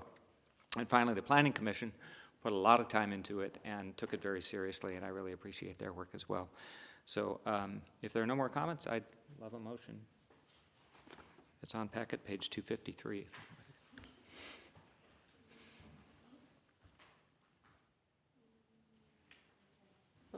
I'll read it from, how about page 243? Okay. Let's see. Adopt a resolution certifying the Santero Way specific plan EIR and finding the proposed update to the Santero Way specific plan consistent with the Santero Way specific plan EIR and the general plan EIR, adopting the Santero Way specific plan update and a general plan map amendment to formalize the expansion of the Santero Way specific plan boundary to include 3 additional parcels with the specific plan land use designation, and directing further amendments to Chapter 17 of the Cotati Municipal Code as necessary to implement the updated Santero Way specific plan. How's that? Second. All right, we have a motion and a second. You got the easy part. All in favor, say aye. Aye. Aye. Any opposed? Any abstentions? All right, that carries 4-0. Thank you all. All right, thank you, Noah and everybody for being here. All right, so we'll move on now to the regular agenda, item 13. Item 13A, I have to recuse myself from because Sonoma State University is my employer, and so I will leave the room and Vice Mayor Lemus will run this discussion. Somebody come get me when it's done.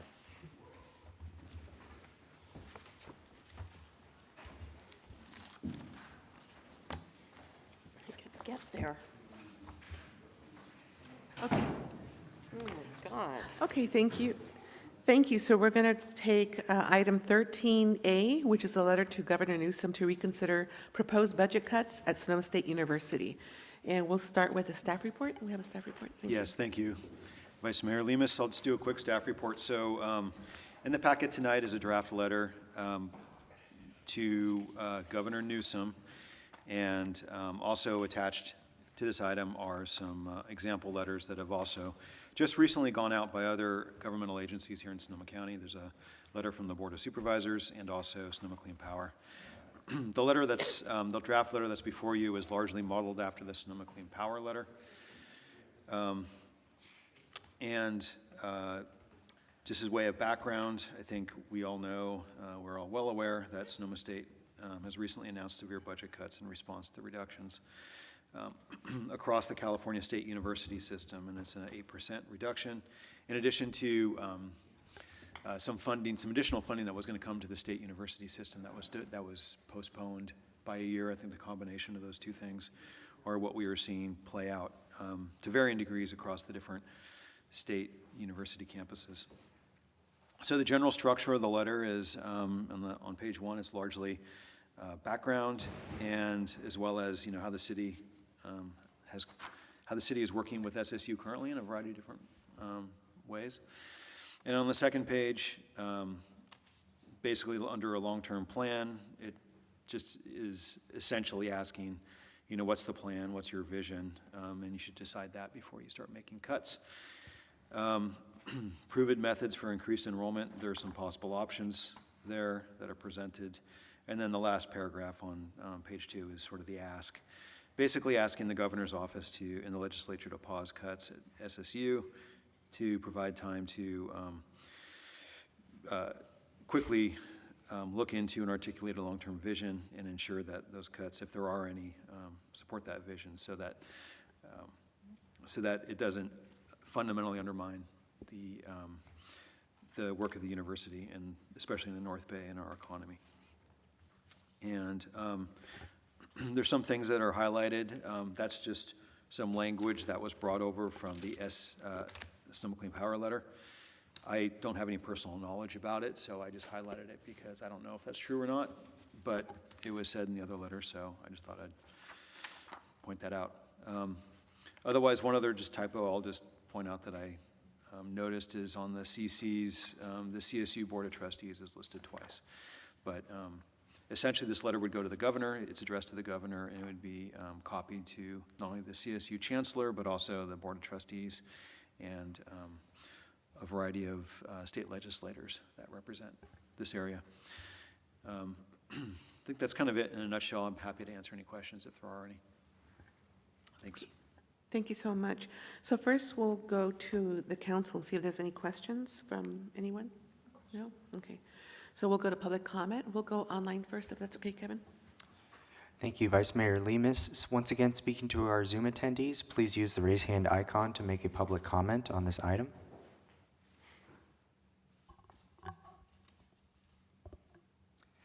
Seeing no hands, that will end the Zoom portion of public comment. Thank you. So now I'll turn to the room and see if there's anyone here in the chambers that would like to come and give public comment on this item. We have one person. Please come forward. Thank you. Hi, Sarah Sparks again. You mentioned there's a typo in the letter. Is that going to be corrected before it gets sent out, I assume? Okay, just making sure. Thank you. Anyone else?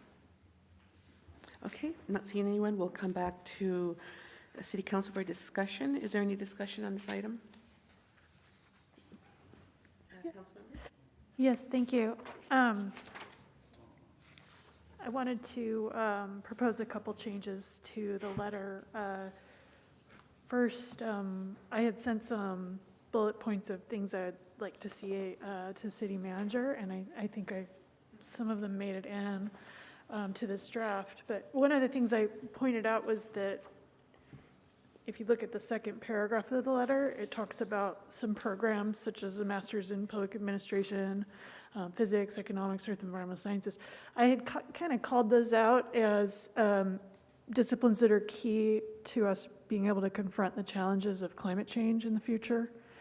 And I wanted to make sure that that little piece got in there. So maybe just an extra line right after that, those disciplines that are listed, and say they serve as a pipeline for highly skilled professionals and future leaders in Northern California that will be essential to helping us confront the challenges posed by climate change, specifically, because there are many other disciplines that were cut that are just as valuable.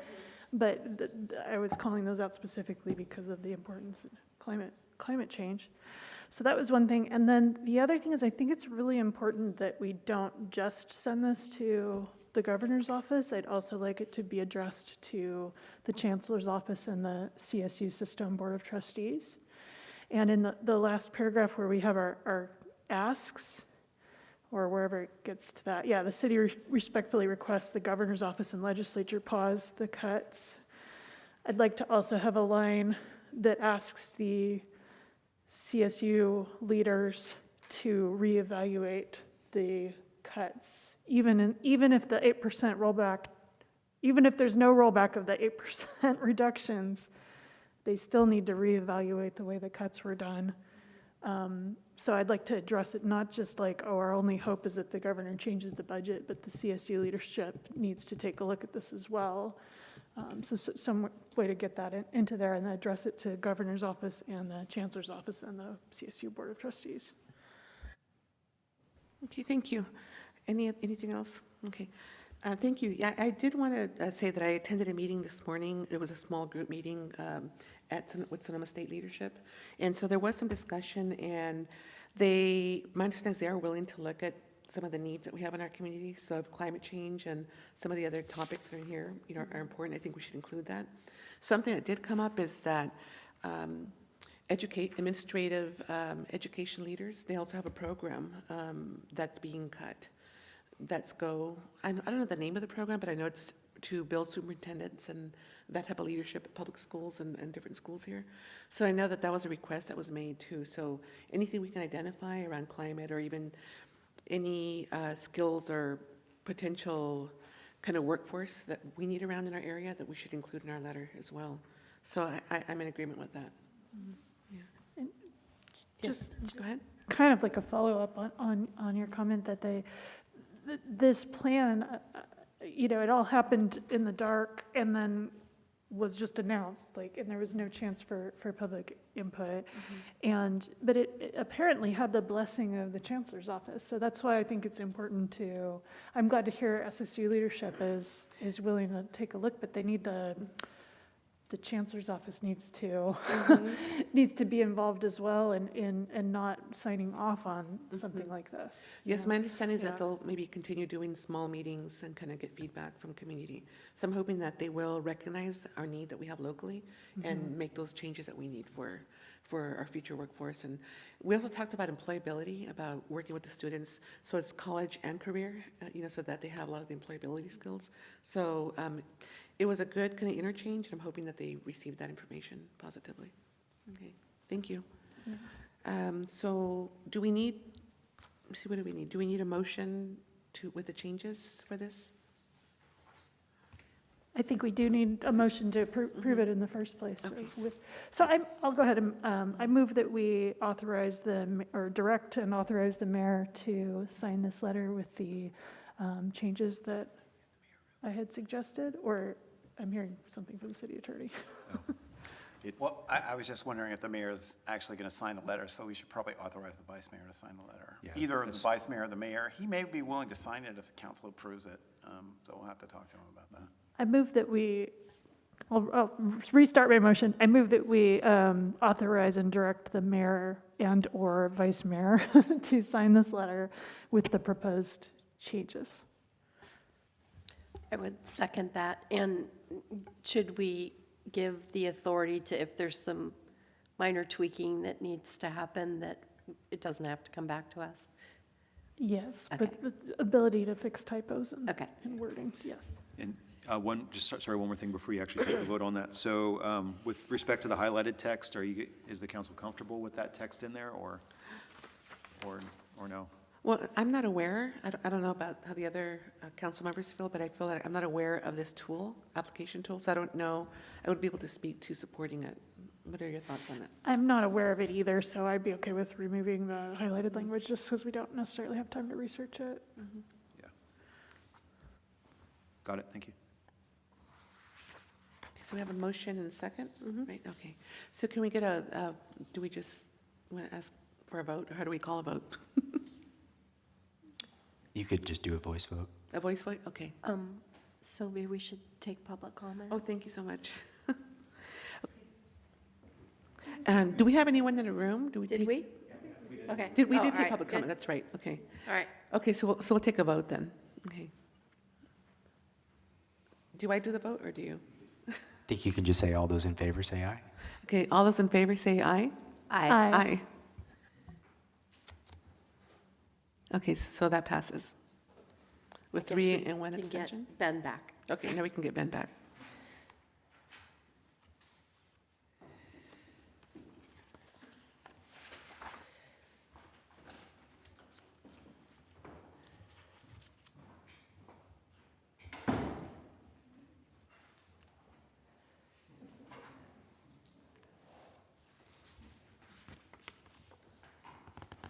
This must be Angela coming up next.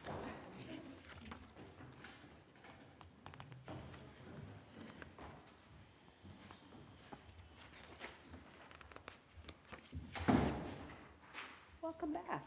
Thank you. Thank you, Vice Mayor Lemus, and all of you. Now, where were we?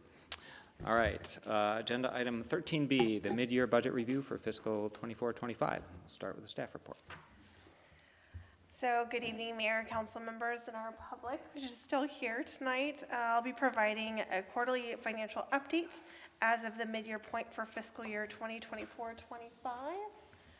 I'm going to give Kevin just a second to bring up the slides. With this report, we're going to go over our citywide financials, followed by a more detailed, next slide please, general fund, and then the enterprise funds, and then end with the cash and investments overview as of, again, that point in time of December 31st, 2024. You can advance 2 slides. So here's our summary of the citywide revenues and expenses compared to budget as of December 31st, 2024, as well as the comparative actual revenues and expenses as of December 31st, 2023 for each type of fund. So it is a revenue and expenses compared to budget for the fiscal year. Overall revenues and expenditures for the citywide are in line with expectations, where revenues are at approximately 34% of budget and expenses are at 33% of budget. Just as a reminder, most of our activity for the city is managed within the general fund and the other 2 major funds for the city, which are the enterprise funds, which are operated like a business, and they run the water and wastewater fund. We're going to dive a little bit deeper into those major funds in a moment within the presentation, but I would like to recommend anyone that's interested in learning about all of our different types of funds and what they're used for, what they're not used for, to look at our budget book that's online, because we're going to be diving right into developing our next year's budget, and it's really good information to know what the city can and can't use money for, and what different pools of funds that we can use. Next slide.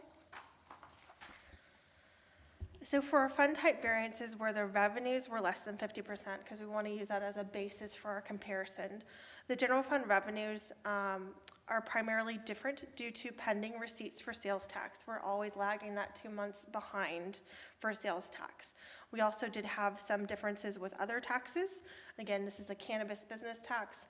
They don't have to pay that second quarter until January 31st. So we have that delay in the receipt for those taxes as of December 31st. We're going to go in a little bit more into that with the general fund discussion.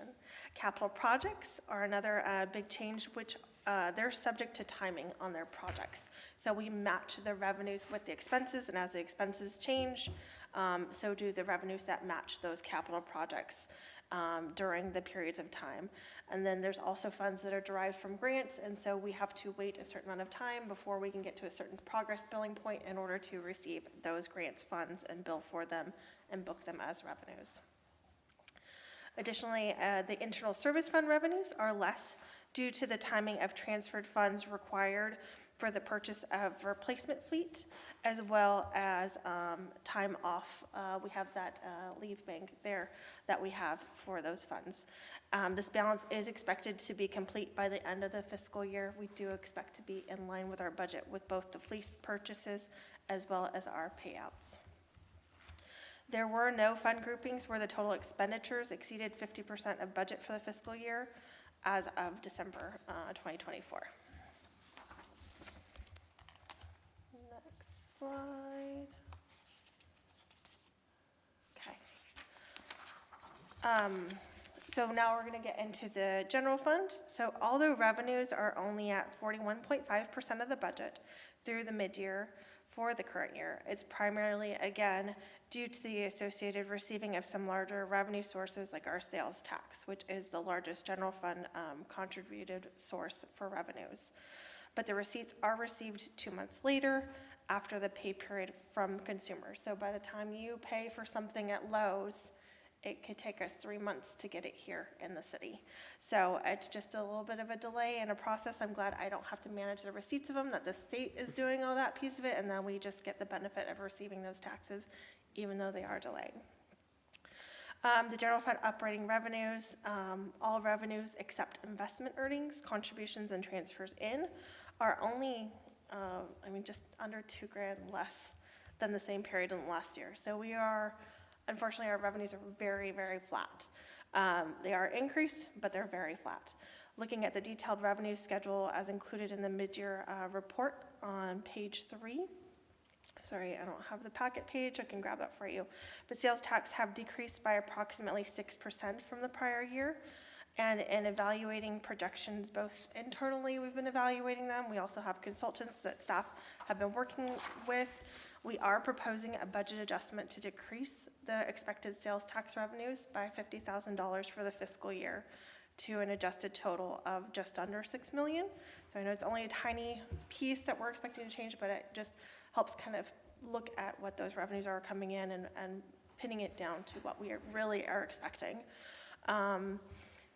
For non-operating revenues, interest income continues to increase above our budgeted expectations on the other side, as staff continue to work to manage our cash on hand and leverage liquid investments, which are earning still higher rates than the recent past. As such, staff are also proposing a budgetary increase in investment earnings by $25,000. So that's partially offsetting what our expected decrease in sales taxes are. Overall, cumulative mid-year general fund expenditures increased from the prior year by approximately 31% or $1.5 million. This increase was due to a mix of increased operating expenses and increased transfers out for capital projects. For operations increases, they're primarily due to increased salaries and benefits related to the funding of the unfunded pension liability. That is the biggest piece, is we're putting down some of those debt and making some significant contributions as we can towards those plans. And we also have increased contract services due to increased tech and data projects like our AV. Third, we also have transfers out, which are used both for capital projects and for the payments of the debt service. So we hold our debt service funds in another fund. So the water and sewer funds pay the debt service to the general fund, and then the general fund has all that, and that it pays it to the debt service fund, which makes the payments for the debt. Year to date, the general fund has transferred $400,000 to the debt service fund for both the street lease debt as well as the pension obligation debt. For capital projects, the most significant one during this period was a continuation of the Park and Ride Replacement Project and the Sidewalk Gap Closure Project. Other transfers were made for grant projects, including the Mobile Response and the Santara Way Priority Development Plans. Looking at spending by the general fund departments, they're really consistent with the prior year, with increases in Public Works, Recreation, and the City Council. Most of these increases for Public Works were due to one-time emergency repairs and maintenance for streets, as well as ongoing contract services, which includes Veranda Felidia Ranch, is included within our Public Works departments. For Recreation, the increase is primarily related to contract service for events, as well as a one-time purchase for replacement tables. So it's one-time activities. We're not expecting that. They were included within the budget, so they still should be in line. For City Council, the increase was due to, again, just a single contribution of the Chamber of Commerce. And so that one-time payment for the year makes it kind of not look as even for the rest of the year. Next slide. So here's the graph of all the revenues for the general fund. The categories at the bottom right corner are the charges for services for Public Works and Public Safety, as well as contributions, which are all individually less than $40,000 a year to date, and collectively total $73,000. So just because you can't see the little numbers in the corner, I thought I would provide that to you. But again, you could see majority of it is all sales tax, and when that is starting to decline or we're seeing changes, we just want to make sure we're being cognizant of it. Transfers in were derived from the Public Safety Special Revenue Fund, which receives special revenues primarily from Prop 172 and SLESA, the Supplemental Law Enforcement Services account, which are transferred in from the Special Revenue Fund to support the frontline law enforcement services. Excuse me. Next slide. You can go ahead and skip. So on to the enterprise funds. So we have the water fund as well as the wastewater, because for some reason I don't really like saying sewer, but it is synonymous with sewer. So this table includes cumulative revenues and expenses comparisons for the first half of the fiscal year, same as we did with the general fund, same we did with the combined citywide funds, and a comparison to budget. The water and wastewater fund revenues are made up of charges for services, connection fees, and other revenues, and development fees. The operational revenues compared to prior year are up 16.2% for water and 6.5% for sewer. For the fiscal year 24-25, most expenses are in line with budget at mid-year. One significant difference was the increase in the aqueduct water usage within the water fund. We expect this cost to increase for the next 2 quarters as well, as we take wells temporarily offline for maintenance, as well as increased water consumption for irrigation during the summer. So because of this, staff are also proposing an adjustment to the aqueduct water usage by $50,000, bringing the total to $744,000 for the fiscal year to meet these new expectations for those water charges.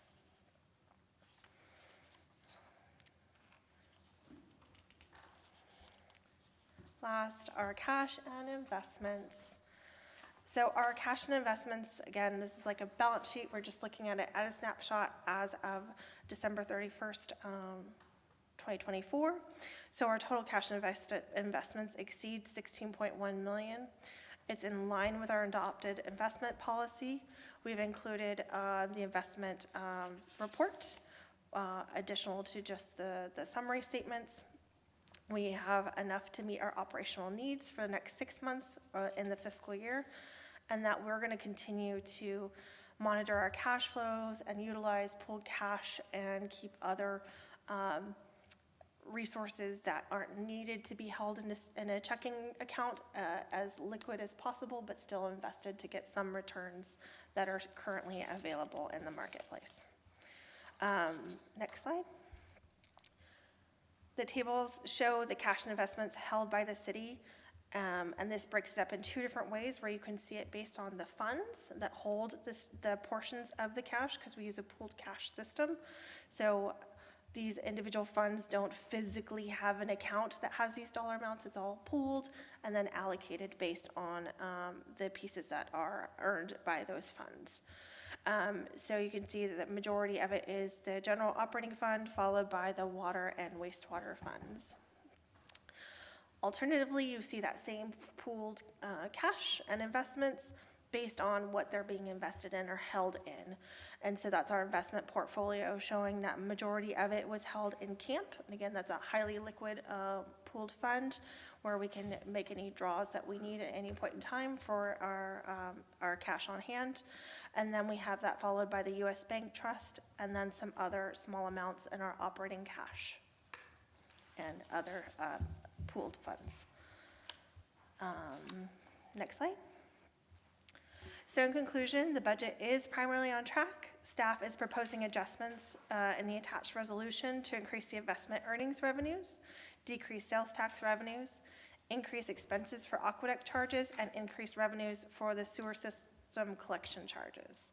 It's a net increase of revenues overall for only $48,000, but it's important to pay attention to these things. Except for the identified variances, expenditures and revenues are tracking as expected. Staff is going to continue to monitor these variances and provide updated information to the City Council. Lastly, I do want to point out, included within the report, we have the tentative schedule for the upcoming budget workshops. which were included in the mid-year report. It's on packet page 889. And currently the schedule is our strategic planning session next week, can't believe it, on February 18th. And then we have our general fund budget study session April 1st and our enterprise budget study session on April 15th, quickly following. Also included with the packet was our fiscal resilience red, yellow, green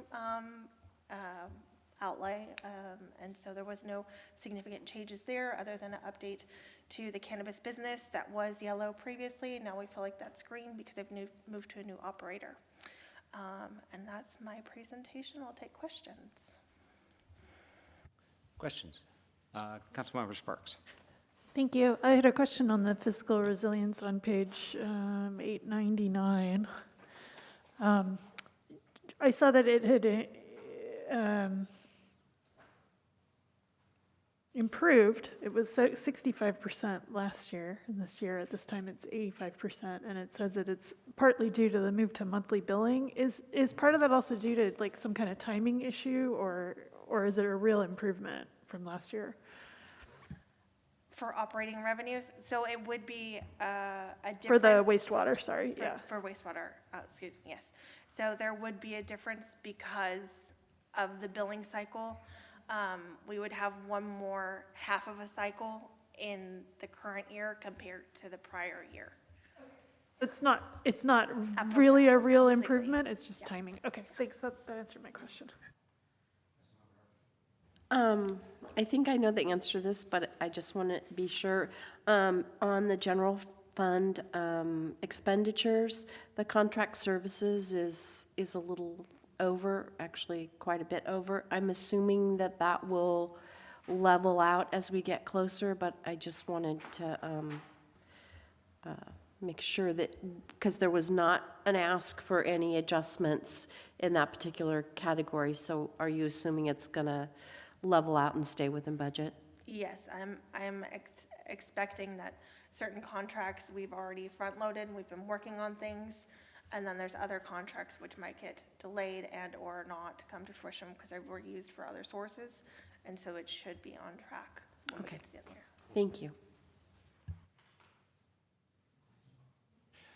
I just want to make sure that the requested budget adjustment is for increased revenue on investments is 125, not 25. Is that right? The slide said 125, but I thought you said 25, so I just want to. Yes, excuse me, it's 125 total between the three funds. Oh, okay, got it. Yes. Thank you. Nothing else? Okay, we'll open for public comment. So anybody who wishes to comment on the mid-year budget review for 24-25 is welcome to come on up. Not seeing anybody jumping in the room, let's check on Zoom. Thank you, Mayor Ford. Once again, speaking to our Zoom attendees, please use the raise hand icon to make a public comment on this item. Our first hand is from Lori. You have the floor. One question I had, there's a line item on park and ride. Can somebody explain that, why that's a big amount? And I was wondering if we can, I guess not now, but in the future, have in these mid-year ones more breaking down like the contracts issue of what funds are, or like code enforcement. Is it over under a budget? More specific to the things. Thank you. Thank you. That was the last hand on Zoom. That will end public comment. Thank you, Mayor Ford. Okay, thank you. Bring it back to council. Real quick, can we address the question about the park and ride? Is that? Absolutely. So I believe the question was because it was included in revenue in the last year, and then in this year it was a part of expenses. So that's the big variability with that. Yeah. So when we sold the land, we booked got the income, and now we're having to pay for building the replacements. And it also played out in the cash component as well, because we received that cash, now the cash is gone. Okay, thank you. All right, any discussion? No? right, seeing none, I'd just like to say thank you for the clear report and update, and I'm still liking our green and yellow system. We don't say the other word, so green and yellow system, it's all good. I too like the green and yellow, and we don't ever want to see that other color. So did you want a motion? Yes, please. Okay, let's see. Move that we receive the financial year 24-25 mid-year budget review, adopt the resolution to amend the fiscal year budget based upon the updated assumptions for investment earnings, and to receive the investment report for the quarter ending December 31st, 2024. Second? All right, all in favor, say aye. Aye. Aye. Any opposed? Any abstentions? All right, carries 4-0. All right, and our final regular agenda item is to receive and file the fiscal year 23-24 popular annual financial report, which I hear some people like to pronounce PAFR. So we'll start with a staff report. Thank you. Good evening again. So I also get to present to you this evening on our annual financial report, also called a PAFR, to the community based on the audited financial statements as of June 30th, 2024. Next slide. So in this presentation, I'll be going over our departmental goals for admin services, why we provide this report, what is a PAFR, what is the GFOA, and finally, what Cotati's PAFR, or public annual financial report, or popular annual financial report, provides to our community. Next slide. So we have it as a departmental goal to continue to provide the highest level of reporting to the public. Again, the red, yellow, green yellow, green program is part of that, just adding that level of transparency. What can we do to better evaluate and make things easier to understand? Because in the world of numbers, sometimes things get conflated, and it's very big, and we've already adopted the annual financial report, which I'm glad wasn't the largest item in this meeting. It sometimes is. And so it's just that level of transparency, and it also mirrors the council's goals and objectives to prioritize fiscal long-term vitality of the city. Next slide. So here's some of the annual reports that we provide, including our annual budget, soon to be biannual budget, the budget in brief, which is going to dilute that down to, again, something like the PAFR on the budget level. Like, what is our plan fiscally for the next 2 years in something that can be consumed within, 10 minutes. We have the annual comprehensive financial report, the popular annual financial report. We have continuously voluminous reports that we're having to do to the state, including the mandated reporting we have for compensation, streets, and our transactions. And then we have ongoing maintenance of efforts reports we do as well.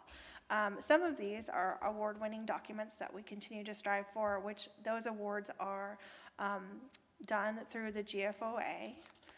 Here's a picture of one we got last year. Next slide, please.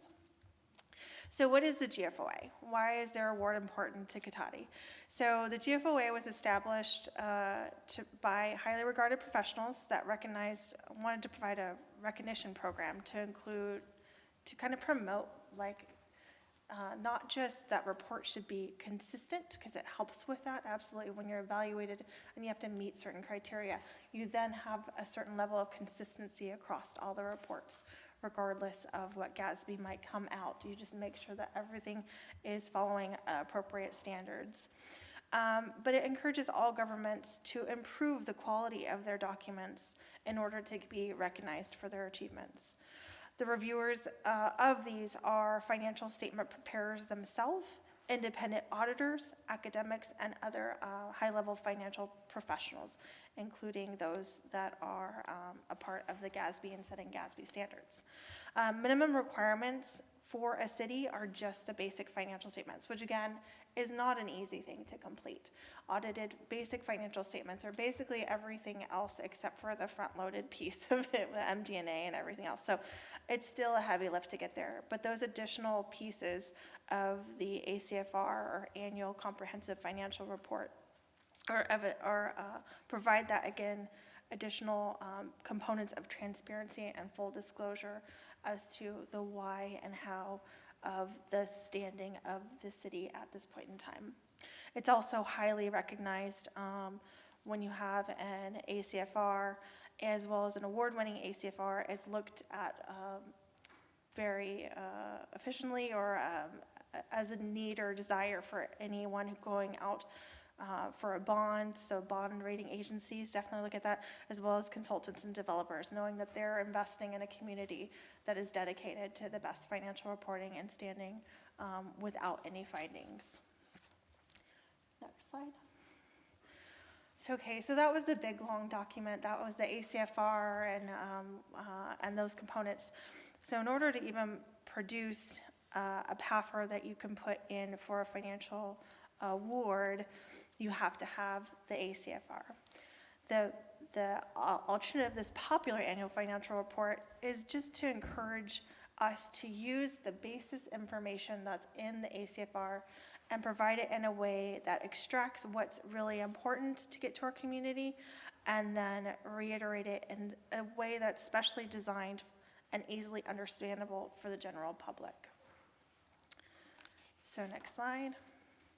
So with that, of course, we're accountants, we're, finance, we still have to have requirements. So you'd still have to submit and receive the GFOA Certification of Achievement and Excellence in Financial Reporting, which is that ACFR. So we have to submit that for review and make sure we meet all of those standards.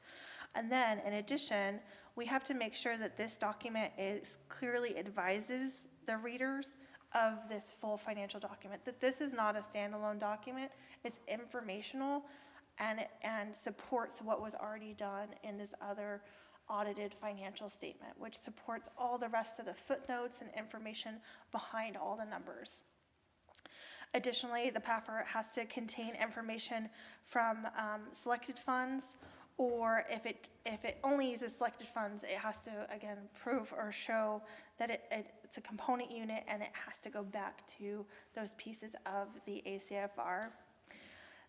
Additionally, the financial information contained within it has to be derived from the ACFR. So that's why we stick with our citywide kind of basis, so that we can show, hey, this is clearly where everything really important is. And we have to have a narrative and graphical analysis, so that you can't just put this information on a couple pieces of paper and say you're good. You have to actually present it in a way that the community can digest and understand, or at least be able to ask more questions if they want more information in an informed manner. Next slide. So what we've done to kind of go above and beyond, and I skipped it kind of on the last slide, but we just wanted to make sure we provided a history of the city, that we're hitting key demographics and facts, that we provide photos of the city council members as of the period of time, the 6/30/2024, and we also list services and information online where it's available at City Hall.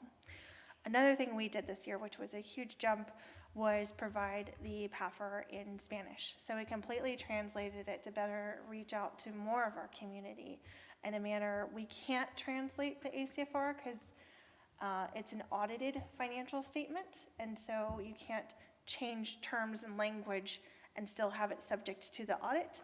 But with the PAFR, we can provide this to our community and get some outreach so that they can understand our solid foundation for our financials.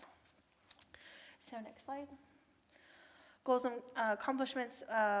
We've improved communications of the financial conditions, so we just continue to show that where we are as of this point in time, what economic development support, things that we have that we're working on, what outreach programs we're working on, and key infrastructure projects that we're continuing to work on during this point in time, including the streets improvements and the pedestrian wayfinding project. So we kind of list out what goals and accomplishments we did during that year of the ACFR. Next slide. So how do we simplify and still provide accurate financial data? So we provide highlights for the fiscal year. We provide the comparative statement of the net position, comparative statement of activities, summary of the citywide revenues, citywide expenses, comparative revenues and expenses for 10 years in a graphical form, as well as allocation for our residents on that property tax dollar. So it's a lot to kind of compress into a few pages, but these we feel like are the highlights from the ACFR that can help inform our community. Next slide. So what's included in it? Again, sorry for a lot of small words, but for the fiscal year, there's a net pension decline of just under $1 million at $0.8 million to a new total of $56 million. This is primarily due to the use of funds for the park and ride replacement, as we just discussed. The total assessed assets decreased by 2.7, and the liabilities decreased by 2.9 million. Again, this is due to our dedication to those CalPERS payments, both decreased, which decreased that unfunded pension liability. Now for the general fund, we provided that the fiscal year end balance was 8.9 million with increases in revenue to 11 million, and expenditures also increased by 11.9% to 8.9%. That's operating expenditures. The ACFR on page 29 and packet page 88 also provides more detail on the breakout of the general fund balance as of the fiscal year end. That's the difference between the government-wide statements and the fund statements. So we do point that out in the PAFR. Next slide. So that statement of net position, which is the government-wide statement of net positions, this is what we kind of previously talked about as citywide, so this is government-wide. So it's like a balance sheet. It presents the assets and liabilities as of the end of the fiscal year. It's used as an indicator of the financial condition as of that point in time. It includes the deferred outflows and inflows for pension and other post-employment benefits. So that's the one significant difference between governments and for-profit businesses, how that's laid out. That's not a component of those. What's happening in Cotati? So we saw a decrease in current assets primarily due to reduction of escrow funds held for the park and ride lots, as well as a reduction of cash and investments for that same use. We did see a capital assets increase of 2.4 million with the continued investments in streets, vehicles, and IT infrastructure projects. Capital assets are reported net of accumulated depreciation, so it's a really real increase. Decreases in current and long-term liabilities is due to the paydowns of the unfunded pension liability, as well as decreased current and accrued accounts payable. So at any period of the point in time, since this is a balance sheet, we might have outstanding payables for a construction project or something, where last year we would have had a larger amount sitting in an accounts payable versus this year, due to timing, they were paid off or we didn't have that excess balance sitting in accrued payables. The ACFR management discussion analysis provides that high-level summary of all the changes to the net pension, and we do provide some small blurbs within the popular annual financial report as to those changes. Next slide. We also provide the net position change over the last 10 years. It's been interesting to see how this has changed while we've been producing this document. The net position is made up of primarily investments in capital assets. These investments are all the city's infrastructure, such as streets, roads, wells, drainage systems, and buildings, less the accumulated depreciation and outstanding debt. Previously, when we had the 10 years, you could see from 13 to 14 and then on to 15, there was a significant dip due to a new way of us doing accounting for pension liability, which decreased those years for 14 and 15 dramatically, but now it just kind of looks like a slow increase, so it's actually showing more of an actual trend compared to previous. The net pension for 2024 declined as we used fund balance to fund projects, as we're using those funds for that purpose rather than to continue to increase the fund balance. Next slide. On to the statement of activities, which presents the revenues and expenses for the fiscal year. So this covers the full year. So everything we've earned in revenues and everything we've spent in expenses. So it's different because it's not a point in time. It shows the whole breadth of what happened during the time. It's used as a performance indicator of operations to meet the citizens' needs. We include program revenues and general revenues. So we separate those two different kind of buckets of revenues sources. And it specifies expenses by function, department, or program. So just when it says in here, public works, just know that that includes not just what is in the general fund public works department, but what is all public works. So any streets work that's classified as streets, that would go into public works. Anything that's housing related, that's a capital project that might go into community development. So there's a classification. It's not just general fund. This is citywide, trying to categorize all of those funds into those categories. So increases in program revenues decrease for government operations related to grants and contributions. Decreases in charges for business type activities were due to reduced connection fees in the water and sewer funds. Decreases in general revenues is primarily due to last year's increase generated from the sales proceeds. Total expenses increased related by approximately 1.7 million or 8.9, primarily due to the additional discretionary payments made to CalPERS. Again, same story. And then there's more information again on the ACFR, where there's more detail on within all of the footnotes as to what went into the components of the income statement. Next slide. So revenues, where the money's coming from. For fiscal year ended June 30th, 2024, revenues primarily changed due to an increase in revenues, in other revenues as related to the sales of the property. And then what we really like this graph for is it really shows in detail what's included within each of these revenues so that citizens that are interested parties can understand the mix of revenues and what is provided to the cities from these different sources. Next slide. Expenses. Wow, that did not fade back. Sorry about the horrible graphic. For the fiscal year ended June 30th, ongoing expenses were made up, significant pieces of them, again, were for public safety, wastewater, and public works. These expenses include the ongoing street improvement work, as well as the community development projects for housing and development. These increases for public safety are primarily driven by overall increased expenses and operations, which are related to allocations. So because the police department has a higher FTE, as our operating expenses increase, they get a proportional larger share of that increase. Changes for wastewater and water were primarily for increased pass-through charges for wastewater treatment as well as the water purchases.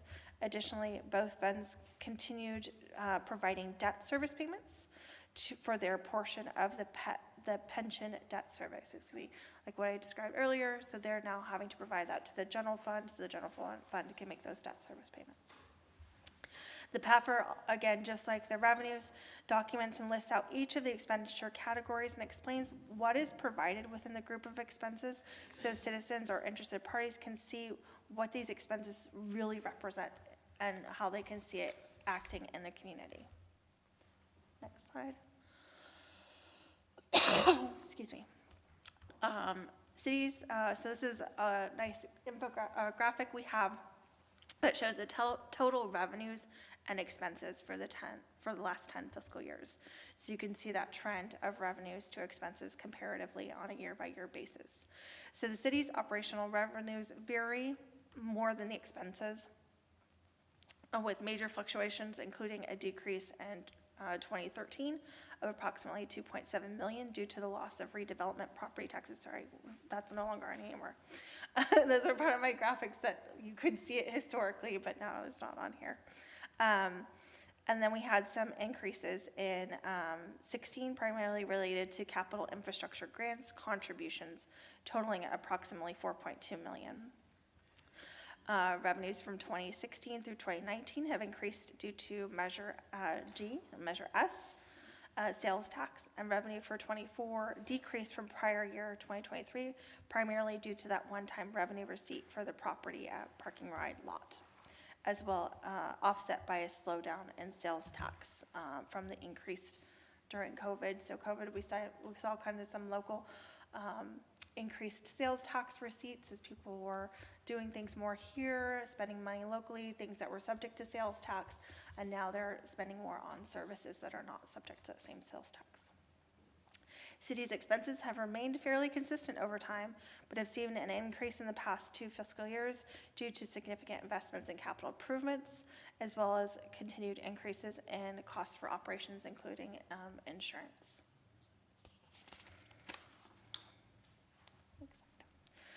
So I'd like to provide this snip for our community because everyone thinks those are city running on property taxes.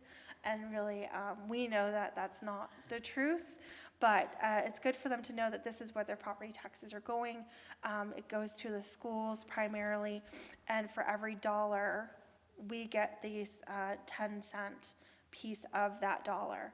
Not that property taxes aren't, being used here and very well supported, and we use it for operations, but of that dollar, we get this little piece that we can still continue to provide services to our community. Next slide. So that concludes the copy or the presentation on the PAFR. We will provide this to our community. We have the printed versions available here at City Hall. It's also published on the city website, .gov, and we will be doing social media just like we did last year because of part of the PAFR application for the award is we want to do something new and inventive and thoughtful and trying to get community to engage in it. And so we will do a on social media doing like a quiz kind of thing where we'll offer up a gift card, kind of like we did last year, but we're going to kind of throw in some new questions and try and get more participation in that activity. So that concludes my presentation, and I'll take questions. Thank you much. There are questions from council on the report. Go right ahead. It's probably just me, but on the financial highlights for the fiscal year, I must be reading this wrong. On the very bottom one, it says the general fund's end-of-year fund balance was 8.9 million, an almost 10.5% increase from last year's 10.2. Am I reading something backwards? No, I noticed that too. Yeah, it was kind of. That was on the slide. On the slide.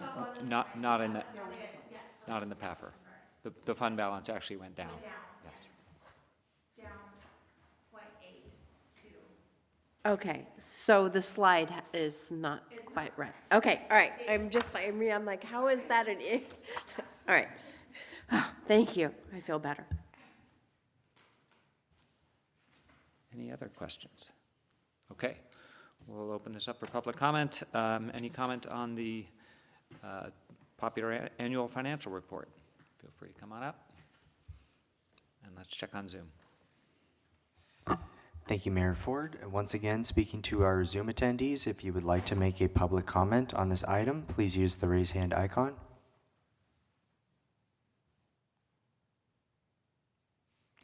Seeing no hands, that will end public comment. All right, thank you. I'll pull it back to council for discussion. Any comments, questions?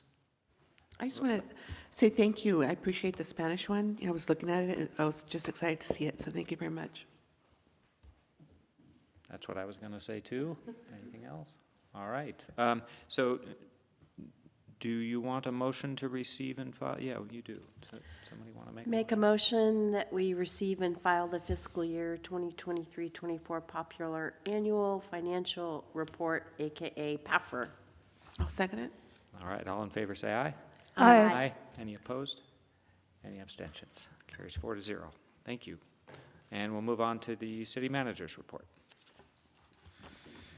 Thank you, Mayor, members of the council. So it's always a good thing when your annual financial audits are routine. They feel routine and nothing exciting, right? Because I was at a meeting recently. It was I'm sure some people have heard about the city of Bell, 10 plus years ago. It was anything but calm there.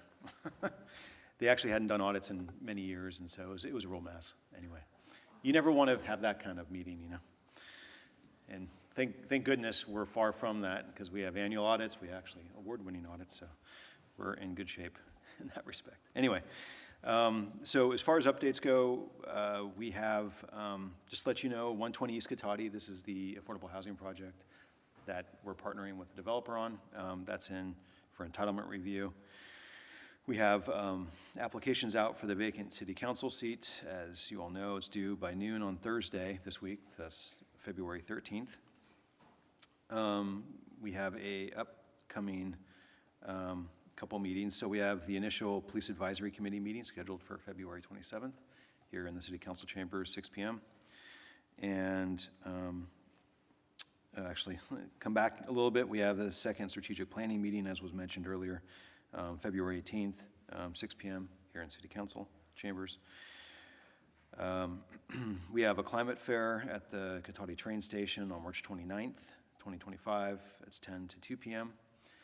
And then we're also in the midst of scheduling our Measure S meeting now that the annual audit is done. So that'll be in March sometime, but I'll let everyone know when that is once we get all the dates coordinated with the board members or the committee members. So just a reminder that we have the still the Keep People Housed rental assistance through COTS is still out there and available if people are interested in that, and that's to help with rent, utilities, eviction notices, and other emergency needs. I will say, although I haven't fully read it yet, the County of Sonoma did pass an eviction moratorium today. I believe it was this morning. So that was related to the flooding, but it was a countywide moratorium, at least the initial 30 days were. So that's also happening at the moment. For recreation, we have a variety of things. We have our Valentine Day grams going out shortly. They're sold out, so if you guys think you want one, you've already missed the boat, but that is going out shortly. Then we have bunny grams that are going to be coming out in April. Spring break camp from March 17th to 21st. The week school's out, and it's a 8 to 5 p.m. camp each day. And that's for children ages 5 to 12. We have and continuing through the spring, we have our early enrichment program at the ranch, Wednesdays from noon to 5. And that's kindergarten to 5th grade, and that's it includes farm and nature education, art, homework time, and so forth. Upcoming programs and events to look forward to this spring are Bunny Brunch and Egg Hunt, which is already almost sold out, and the community yard sale, multiple other summer camps. And there's a lot more information on the website if anyone's interested in that. And I'll just stop there for tonight unless anyone has any questions. Questions for the city manager? Councilmember Sparks. Just a scheduled question, because you mentioned strategic planning next week. Are we having our special meeting before that to deal with the city council member appointment? Yeah. We are, yes. So the Do we know what strategic time that will be at? I believe it's going to be at 5 p.m. and the strategic planning will be at 6. So the 6 o'clock is for sure. The 5, we're just waiting until all the applications come in to fully gauge that, but we believe it's going to be 5. But look for the agenda for confirmation. Yeah. No further questions? Okay, we'll move on to city council member reports. Councilmember Harvey. I just have a couple. Yesterday, or I guess it was last week, at the LAFCO meeting, and we have yet another consolidation. We approved the Kenwood Fire Protection District and to go with the Sonoma Valley Fire. So one by one, we're seeing that consolidation happen, which is really a good thing. And everyone there was really very supportive, so it was really nice to see how that came together and how finally these different small little groups are working together to make that happen. Yesterday, I attended SCTA RCPA, and a couple of things of note, and I can't even find that right now. So this summer we'll be asked for our top 5 items. I'm sure staff is all of it. I see Craig shaking his head. So it'll be this summer for the Cycle 2 stuff. The other thing that was kind of, we got pushed out by Petaluma on the bike stuff, so now Petaluma is kind of ahead of us, so their utilization is ahead of us. They are kind of doing work to combine more SCTA and RCPA so that it's not so, separate. And so they did a whole visioning and strategic session on it. And so they are going to be now referring to themselves as SCTCA, which is Sonoma County Transportation and Climate Authorities. So you'll kind of see a rebranding of that coming out. So SCTCA. And even the director, James, he slipped up a couple of times, so it's going to take a while for everyone to get there.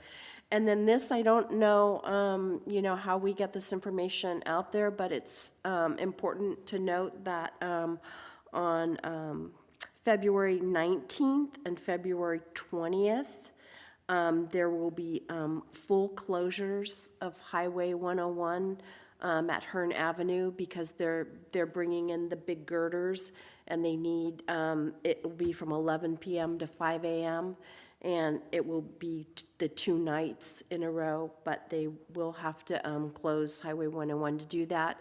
And they said they will also have some flagging because getting them in place may affect the off-ramp, so people just need to be aware that there will be overnight closures, and so anything we can do to get that out via our channels would be much, much appreciated, so that we don't have people, wondering what's going on and not being able to get where they need to get.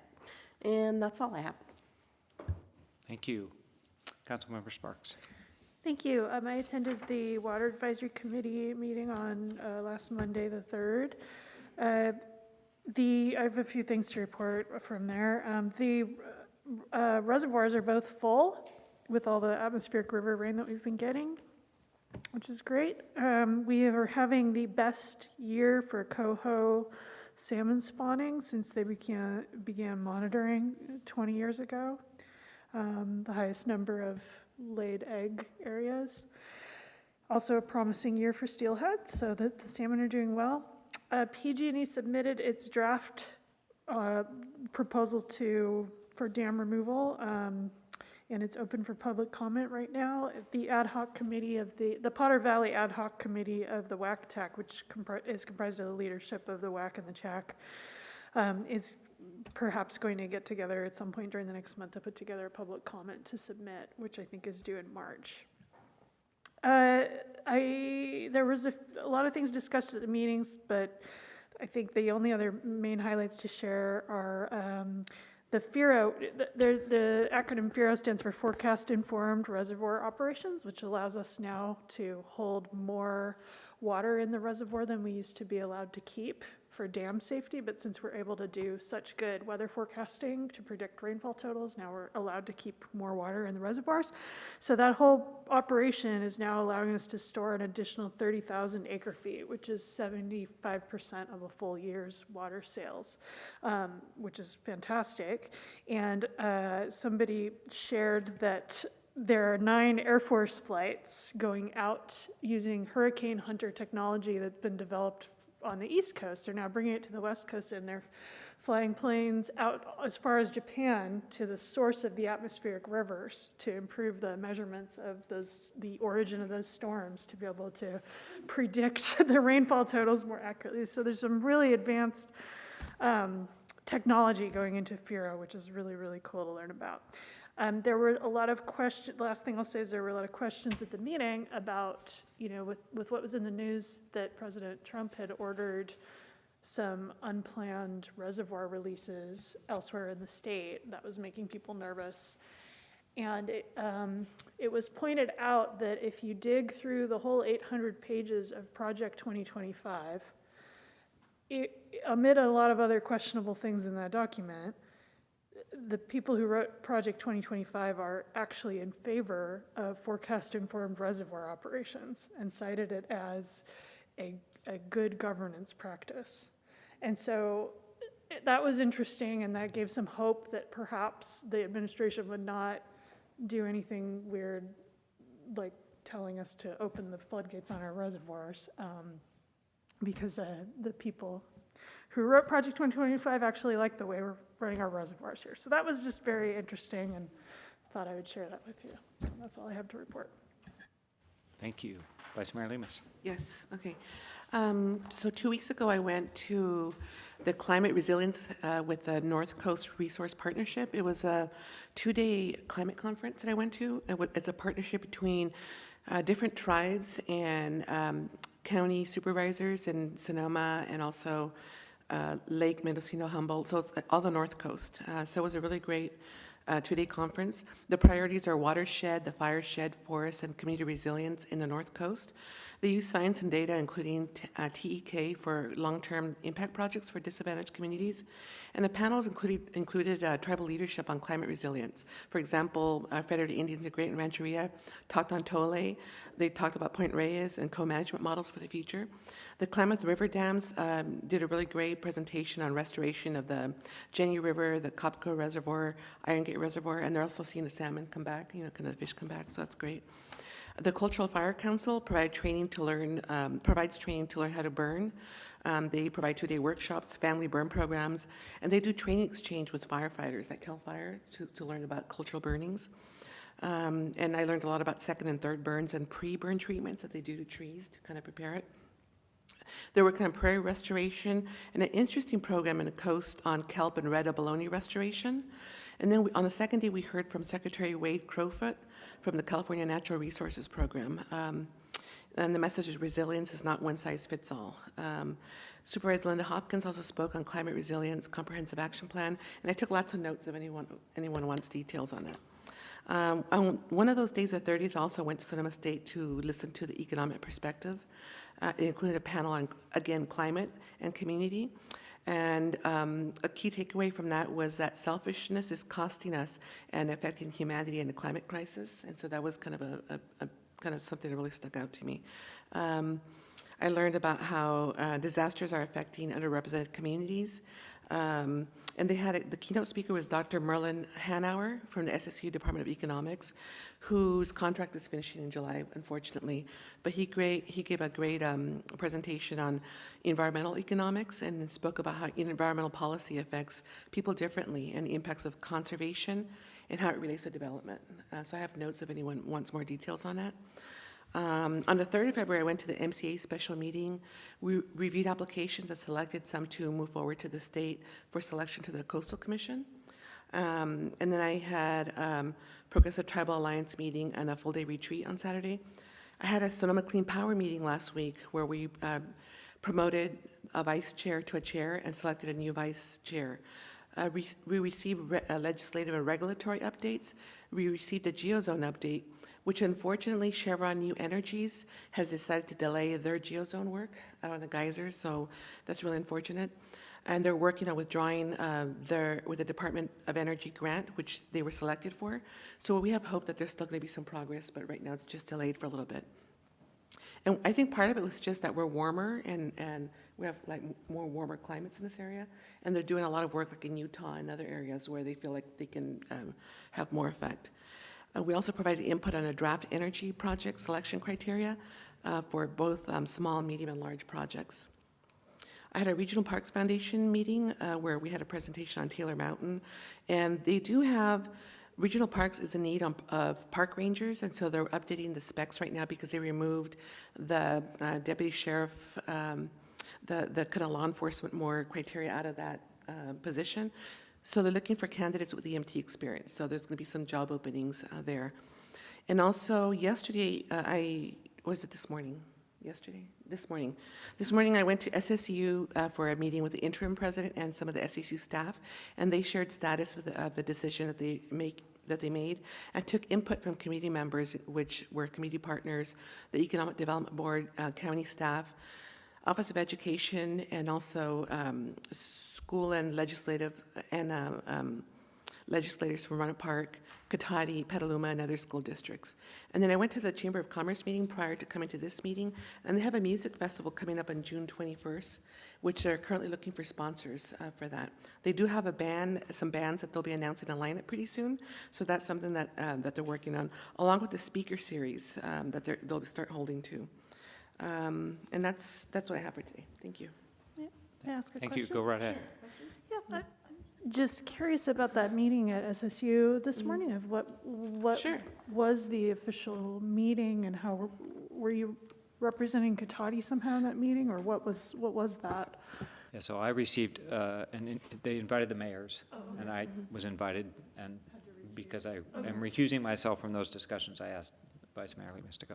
Okay, that's great. I'm glad that they were including the mayors and. And they were really officially, looking yeah. for feedback, so I have notes if I can share, but there was a lot of feedback that they were looking for. And my understanding is they're going to continue to have these small meetings because, one of their messages was that we're not going anywhere.